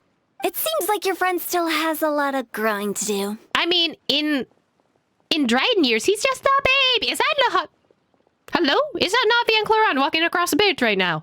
If I remember correctly, he's already several thousands of years old. You're quite right, Miss Hu Tao. Just the girlfriends in the background. I'm sorry, I'm so distracted. Oh? Traveler, Miss Farina. Those two individuals over there appear to recognize you. Yeah, we know. We saw them earlier, buddy. Oh, it's Navia and Clorand. Hey, over here! So we're just gonna take up all of the sidewalk? Can we, like, you all step chatting on the over side or here, something? And we're wondering if we could join in. Can we at least, like, step on the side? Like, let's not block the sidewalk or something, buddy, you know? Please, excuse the interruption. Oh, so polite. No apologies necessary. Any friend of the Traveler and Miss Farina is a friend of mine. A friend? Or a potential client? Ah, straight to the point. I like it. Everyone circles around you and begins to introduce themselves. Oh no, the icebreakers. Hu Tao's eyes light up when she hears about Cloran's profession. But a quick explanation from Farina and Navia seems to dispel some of her more misguided ideas.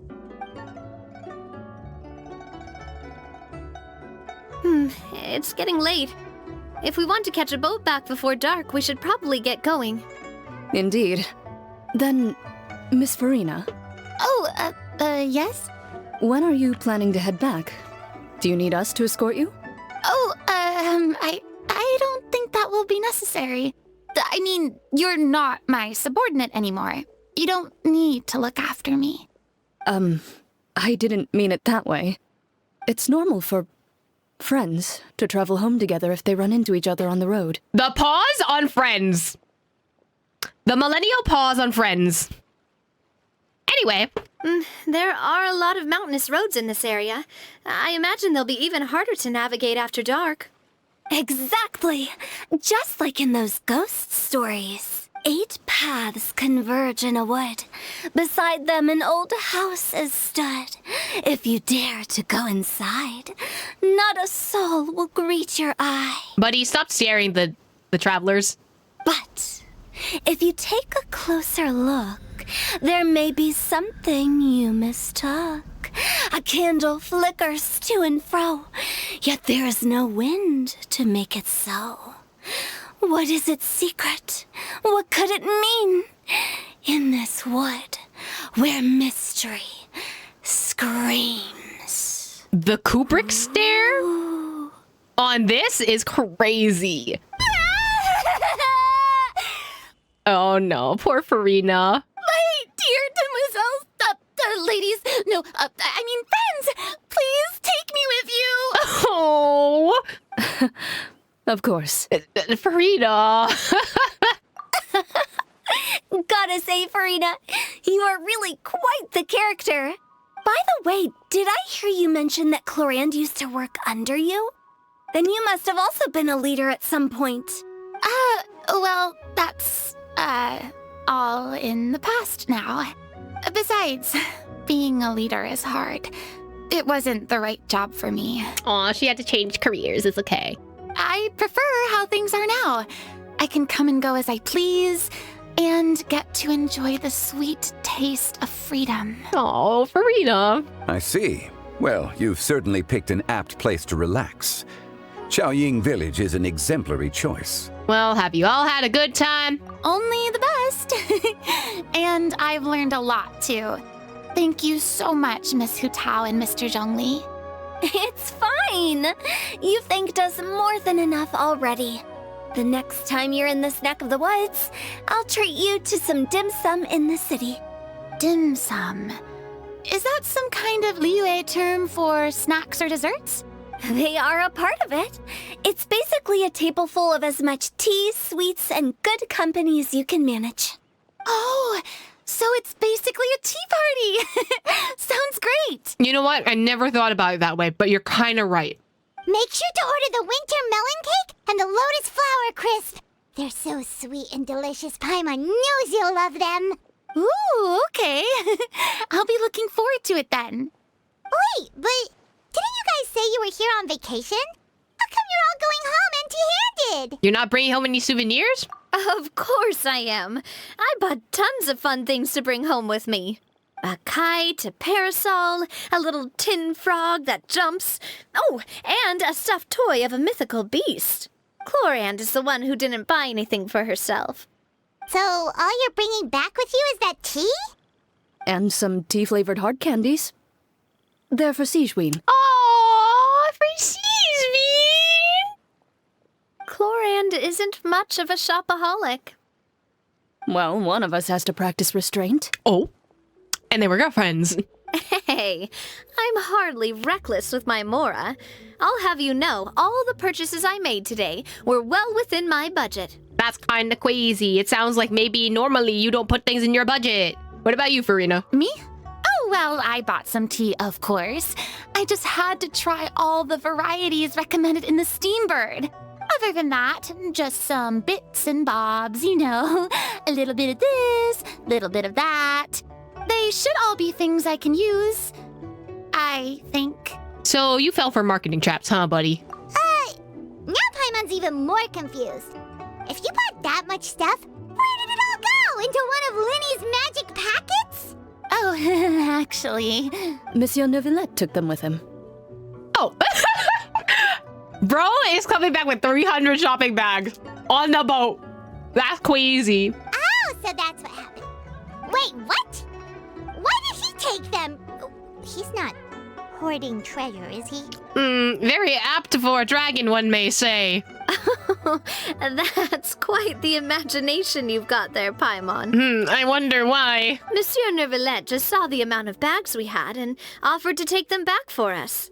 I felt a bit bad at first, but, I really did have a lot of stuff. He even offered to deliver my gifts to the Fortress of Maripede for me once he's done with the day's work. Because someone wanted to see his boyfriend, that's why. Neuvillette is a man of his word. If he says he can do something, then he means it. See, even Chlorand was happy to take him up on his offer. If even his trusty subordinate agreed, then who was I to refuse? Wow, he seems like a real gentleman. Maybe he's not as uptight as I thought. Zhongli is probably bombastically side-eyeing. If only the funeral parlor had an employee as thoughtful, proactive, and responsible as him. Not Hu Tao being the auntie right now. That's crazy. Right, Zhongli? That's crazy! Indeed. Bombastic side-eye. Deliver her gifts to Risley. So if we go to the entrance of the Fortress of Maripede, maybe we'll run into Neuvillette. I want to see Neuvillette and Rio. But we don't know exactly when he'll show up. So we'll just wait at the entrance for him. He'll probably get there fast. Oh, that reminds me. A new year of work is about to begin. If there's anything you want to talk about, Zhongli, you know you can come to me. I'm all ears. Does the director have any concerns? It just seemed like you were a bit preoccupied today, and much less talkative than usual. He barely said anything other than, "Is that so?" and "Indeed." If you ask me, I'd say you're having a midlife crisis. You're getting to be around that age after all. Huda, why? Is that so? Oh my god, Zhongli, you're not living up to it. You're not. You're living up to the allegations. You cannot escape, okay? I jest. Given its distance from the city, Chaoying Village enjoys a much slower pace of life. Surrounded by such peace and tranquility, I also seem to have developed a proclivity for inactivity. Yeah, we all know, Zhongli. You make us do your work. I apologize for making you worry. I see. What do you think, Traveler? Is this atmosphere putting you in a lazy mood too? Out of sight, out of mind. Wow, you are getting really good at these kinds of lines. Indeed. Poor Zhongli just didn't want to meet Neuvillette. It's fine, buddy. We got you. Look, it's Neuvillette. We lucked out. Bro's just waiting for his boyfriend to come up, huh?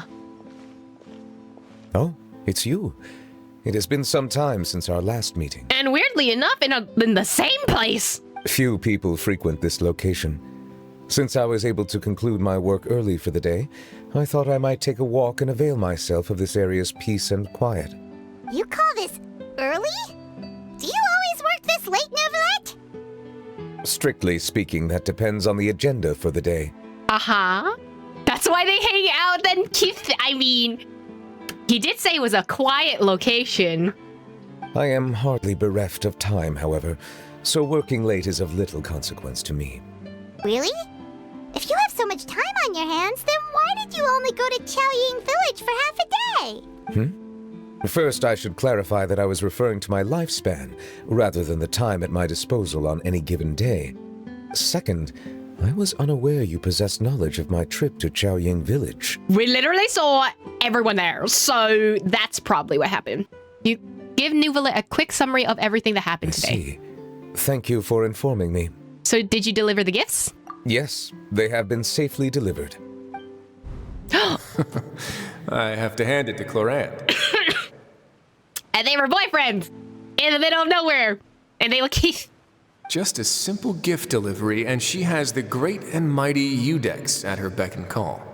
I was just passing through. It was merely an act of convenience. Uh-huh. All right.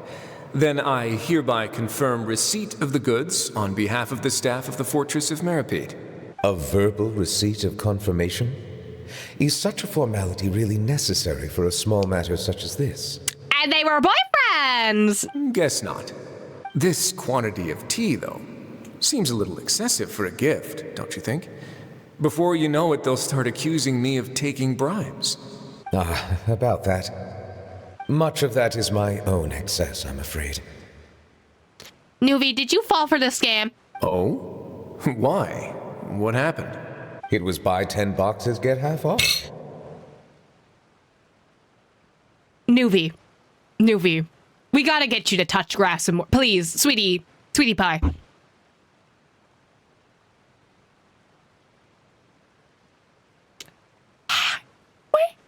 you get the money? Did you? Ah, that explains it then. Well, go ahead and leave them to me. I'll get through this stash as fast as I can. The rich people really do be doing the craziest purchases. Like, y'all got money for that? You want to spend it on me? You have my thanks. Oh, there's something else I'd like to give to you. This is a stone slate, engraved with a symbolic design. While that is an apt description, it is in actuality a legal codex. What does that mean? A legal codex, huh? Before the advent of modern writing utensils, information was recorded on stone slabs such as this. The law was no different. Okay. The okay? It's kinda wild. Since ancient times, the scales of justice have symbolized the fairness and impartiality of judiciousness. As a tribute to that sentiment, this slate was designed after a traditional legal codex and engraved with a symbol instead of text. During my travels recently, I chanced upon a roadside stall offering tourists the opportunity to try their hand at the ceramic arts, so I decided to have a go. We joked with Clorant some time ago about gifting you a legal codex. So, here you go. Ah, so that's what this is about. I'm sorry, what's with all the dragons proposing to their boyfriends unintentionally? Like, Zhongli with the chopsticks, now a legal codex for real? And they were boyfriends, and they were married, and they were husbands, you know? I did not expect you to remember it as well. In any case, I hope this can be considered as a reasonable attempt to join in on the banter. It is a very good attempt. The way he said is crazy. I suppose I shouldn't be surprised. Even your sense of humor centers around the law. That's an impressive level of commitment. I love how that Rio's just like, oh, this is a whole bit. A gift of this significance deserves to be put on display, and I know just the place. Front and center in the fortress's showroom. Damn, he's putting up the marriage papers in the showroom. It's crazy. Surely there's no need for such a grand gesture. Just kidding. I don't have anything like a showroom. But we do have a storage room. We can put it next to all the mechanical parts Sijuin has collected. That sounds good to me. So that's what you were doing in Chaoying Village. Indeed. Of course, while I was there, I also took the opportunity to taste the local spring water. I'm sorry. Right now, I'm imagining Nouvelette on the side of like a Chaoying village bridge, crouch over, slurping the water. The aftertaste is much purer than what I have delivered to me in Fontaine. It stands to reason that the long-distance transport has a tendency to imbue the water with extraneous emotion. If you want to experience the true flavor, you simply have to go to the source. Perhaps I should organize some time off to do the same elsewhere. You might as well. As they say in Leah, a balance between work and play is sure to keep your troubles at bay. Then we are of the same mind.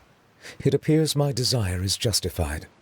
If you say so, but you don't have to justify a vacation, right? You can just take one.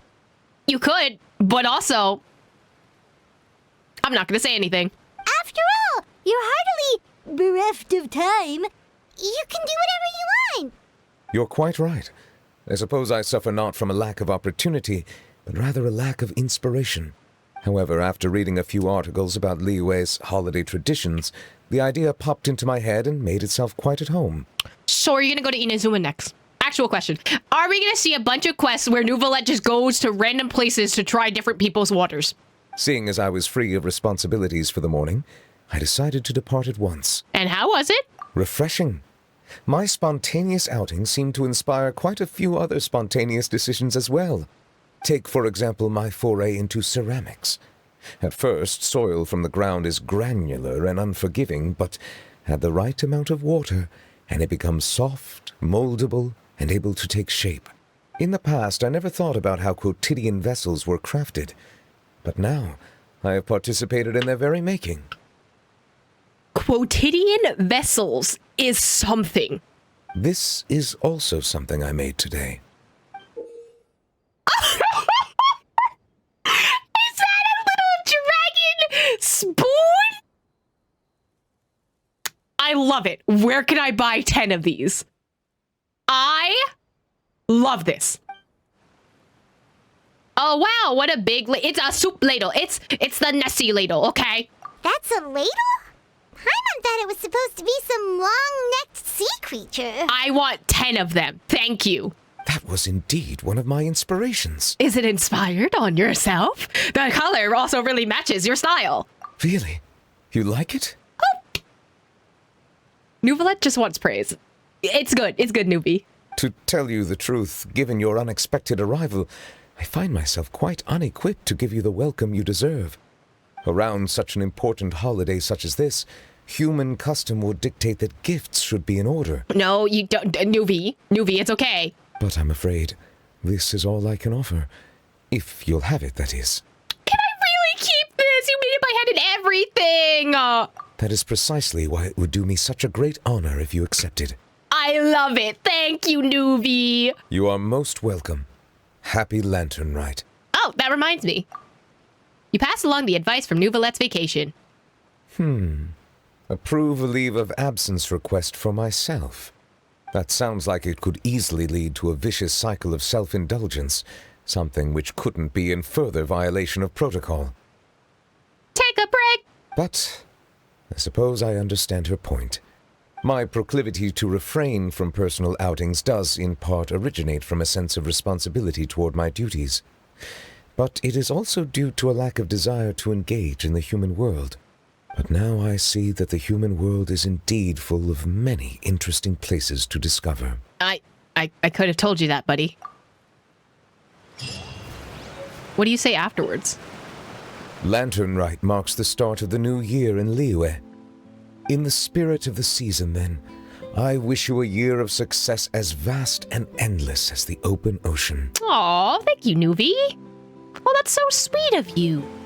Ah, the Nessie ladle! Oh my god, where is it? Where is it? Hold on. Oh, I love it! A soup ladle given to you by Nouvelette doing Lantern Rite. It's a creation by his own hand and was a product of a spontaneous decision during his spontaneous outing, and thus holds exceptional meaning.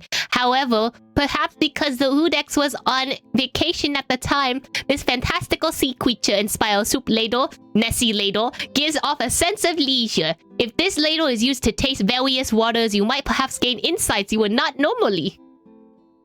Ladle of the Leisurely Sea Beast is such a good name. Hello, Girly Pop?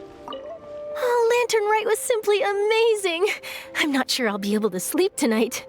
You have so many dialogue options. What about the mechanical vertical lifting device? Oh, that? Yeah, interesting story. It was invented by a guy from Fontaine. His name is Ildison. That is an interesting name. He's always tinkering away at some mechanism or another. He's even asked the Steambird to write about his inventions on more than one occasion. Okay. I believe I have a direct quote from him about this particular one. Yes, here it is. The device is powered entirely by mechanical components without the need for any additional energy source. Basically, it's a manually operated cranking device. How high it can fly entirely depends on how much force you can exert. Combining this invention with a kite. What a great idea, right?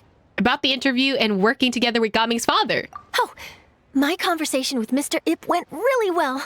I've already sent the first draft of my article back to the Steambird. That was so fast. It's a piece that contains all the pertinent information while also telling a story. I'm quite proud of it. Aw, that's good journalism right there. Oh, that reminds me. I should thank everyone who made this possible for me. Especially that spirited lady with those peculiar turns of phrase. Miss Shenyun was her name, right? It was all thanks to your connections and creativity. I would have never thought I'd be able to bring such a special gift back to Fontaine with me. No, literally, she works so fast. Like a draft? Already? You just talked to his dad. Like, that's crazy. This was my first time experiencing a foreign holiday in person. It was so exciting! The festive atmosphere, the contagious holiday spirit, the profound, storied cultural traditions steeped in symbolism. Oh, I almost forgot. Kuching even gave me a kite with a poem on it that she wrote herself.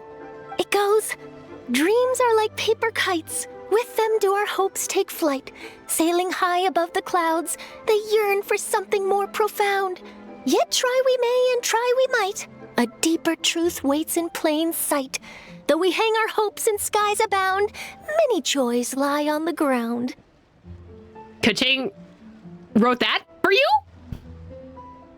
I'm sorry, they're girlfriends now. I don't know what to say. Like, Ganyu and Kuching, it's Charlotte and Kuching now.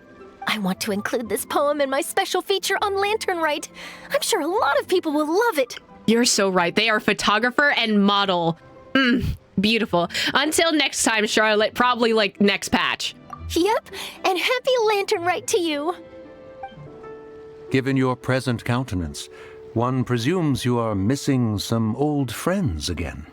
One cannot help but be reminded of them. Pray speak. Unburden yourself of these sentiments. I mean, just look at... Menogius is just like right there, my guy. Like, no wonder he's missing them. One simply wishes Menogius were alive to witness such peace alongside us. He was so skilled in matters of craftsmanship. Kite-making would scarcely prove to be a test of his capabilities. Were he yet amongst the living, he could have opened a kite stall. One is certain it would have been an establishment rich not only in profit, but also esteem. And if, as in the past, he were unable to involve himself in matters of the mortal realm, we could sell the kites in his stead. When we finished, we could bring him back wine and partake in drink and good company. Mooncarver, those are now but fond moments in our memories. Indeed. The dead are gone, so, as the representatives of the living, let us take in the sights for a bit longer, if just for his sake. Our kite is so high up. Thank you for inviting me, Yao Yao. I am having a lot of fun. I'm glad. If you want, we can go fly kites some other time too. The fun doesn't have to end today. Really? How about we do it during the day next time? That way, we can see the design better. When it flies super high up, it will look exactly like a real finch. Okay. Can I take this kite to bed with me? Why? But of course. That is a odd request, but you know what, Chi-Chi, you vibe. One may have won the kite flying competition, Yu Hung, but this prize should truly be reserved for another. You need not be so humble, Honored Adeptus. Among all the kites, yours was quite literally a cut above the rest. Please accept this prize. You deserve it. Besides, I'm quite certain we owe a fair share of the success of this year's Lantern Rite to you. If you insist, then one can hardly continue to refuse. However, there is another matter with which one would ask your assistance. Of course. One would be much obliged if you could distribute this case of Sunglow tea among the Millilith on duty. Oh no! The security of the festivities rests entirely on their shoulders, after all. One presumes they could always benefit from something to invigorate their spirits. It's definitely because you didn't buy 10 boxes of tea. Cloud Retainer is so thoughtful and attentive to others' needs. I would expect nothing less of an esteemed adeptus such as herself. Understood. I'll get on that right away. A fortuitous result indeed. One's tea surplus has hitherto resolved itself. Oh my god. She really said, I don't want the tea anymore. I don't get it. Is something wrong, Shenhe? Tell me. Perhaps I can help. The color black doesn't get dirty easily, so I thought this outfit would be acceptable to wear to work. But Xiangling told me it was inappropriate. Oh? But inappropriate? How? She probably just meant the outfit isn't suitable for that particular environment and occasion. I mean, there's a lot of ornaments that could catch on fire, so... But for a festival gathering with friends, a nighttime stroll, or an important banquet, your outfit is more than appropriate, Shenhe. So you're saying it's only something I should wear in front of important people? Not Shenhe calling Xiangling unimportant. Like, that's crazy. I suppose that's another way to think of it. That's kind of crazy. Not like this. So you're still a big fan of winter melon cake then? Huh? Oh, I guess you heard everything Paimon was saying, huh? Of course. She was talking about you. As your father, how could I not listen? Remember back when you were a kid, and you would sit on my shoulders to watch the Wushu dance. On our way back home, you would beg me to buy you some winter melon cake. We would only buy 2 at a time, but before long, we tried the winter melon cake from every vendor that street had to offer. There was also that one time you used your pocket money to treat me. Do you still remember? Yeah, I remember. That was the best winter melon cake I ever had. Let's go back sometime. The shop's still there, and I remember the way. My treat, just like before. Are you sure? Absolutely. This is crying impact. There are hydro slimes everywhere. I love this. They're so cute. Traveler. Oh, it's just as I thought. You stopped short of stepping into the city again. Being in the city isn't the only way for me to appreciate the lights and beauty of Lantern Rite. Look. Liyue Harbor lies just beyond this mountain. As long as I stand at this vantage point, I may freely behold the sights of all the kites slowly ascending into the sky. For me, that is enough. Okay. I invited you here because there is something I would like to do. Oh? I want to release a shell lantern, and I'd like you to be there for it.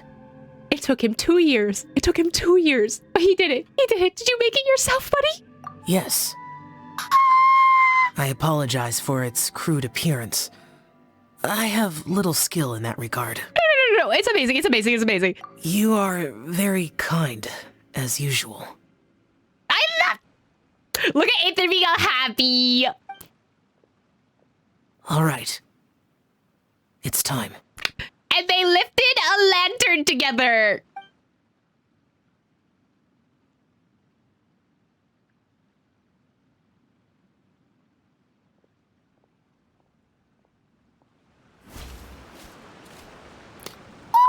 My heart. As the Xiao lantern slowly disappears into the tranquil night sky, Xiao's expression softens. Traveler. Yes? Thank you. Oh, no problem. I love him. Some NPCs have additional voice lines for Lantern Rite. That's really nice. I love that they added these like little bits and pieces that you can find. Hey, this is a big day. The annual Lantern Rite is finally here. You see, seeing all of Liyue Harbor this lively is quite a rare sight. If it wasn't for the fact that I need to stick to my post, I would have bought a kite to fly already. I mean, hearing them talk, you know, that with the new mechanical propulsion thingamabob, any kite can fly with ease. Does that mean I could fly a kite while working? I don't know. I think he's slacking a little bit. Why, hello there. How may I help you? If this is about work, please let me to decline for now. This festive season is quite hard to come by after all. Feeling the sea breeze, watching the kites. It's all ever so pleasant. Happy Lantern Rite, youngster. See any toys you like? Oh, tell me about kites. Ah, so you're here to buy one, are you? There's lots of new designs for this year's Lantern Rite, and some of them have come equipped with devices that will let them fly more easily. As for me, I have some traditional patterns. All these newfangled items do rather confuse me. If you want to buy them, you might want to stop by Senyun's stall. She's my niece, and she came to Liyue Harbor from Chenyu Vale this year to do business. Young people are full of energy, but they can be prone to mistakes, so do take care of her. Aww, that's really sweet. Manager Kuan, thank you for the kite you bought me. Now let's go fly it. Firstly, for the umpteenth time, just call me Daddy. Hey, yo. Also, since I bought the kite, could you call me Daddy? Well, if you're Daddy, why don't you take me kite flying? Well, Daddy's been working, so he doesn't know how to fly kites. In that case, maybe you should learn, Manager Kuan. You always tell me to study hard, Manager Kuan, but now it's your turn. You gotta set a good example, right, Daddy? Why do you call him Manager Kuan, though? Do you ever think that there might be some kites that can no longer be retrieved after being sent up into the sky? I guess so. Even if you can control the line, the wind might decline your commands all the same. Speaking of that, should we go buy one? I mean, I haven't flown one before, so I'm not sure if it'll work out. Or what if we make one together? I've seen kids discussing the patterns they want to draw in there, so it must not be that difficult. The two of us? Sure, let's give it a go. And they were kite-making mates. And they were kite-making mates. Oh my, if it isn't my old acquaintance. Did you come all this way during Lantern Rite just to see me? It's been a while, but you still look lovely as ever. Would you be interested in trying my new fragrance? You can even dab some. Daub? Dab? Daub? Dab? Daub? Is daub a word? Some on the kite you're flying. That way it'll carry far and wide. I imagine such a kite would make such a fine decoration in your home too. Just like me on your couch. With nothing on. It's sure to leave a lasting impression. You know what? I did deserve that. You're right. I did deserve that.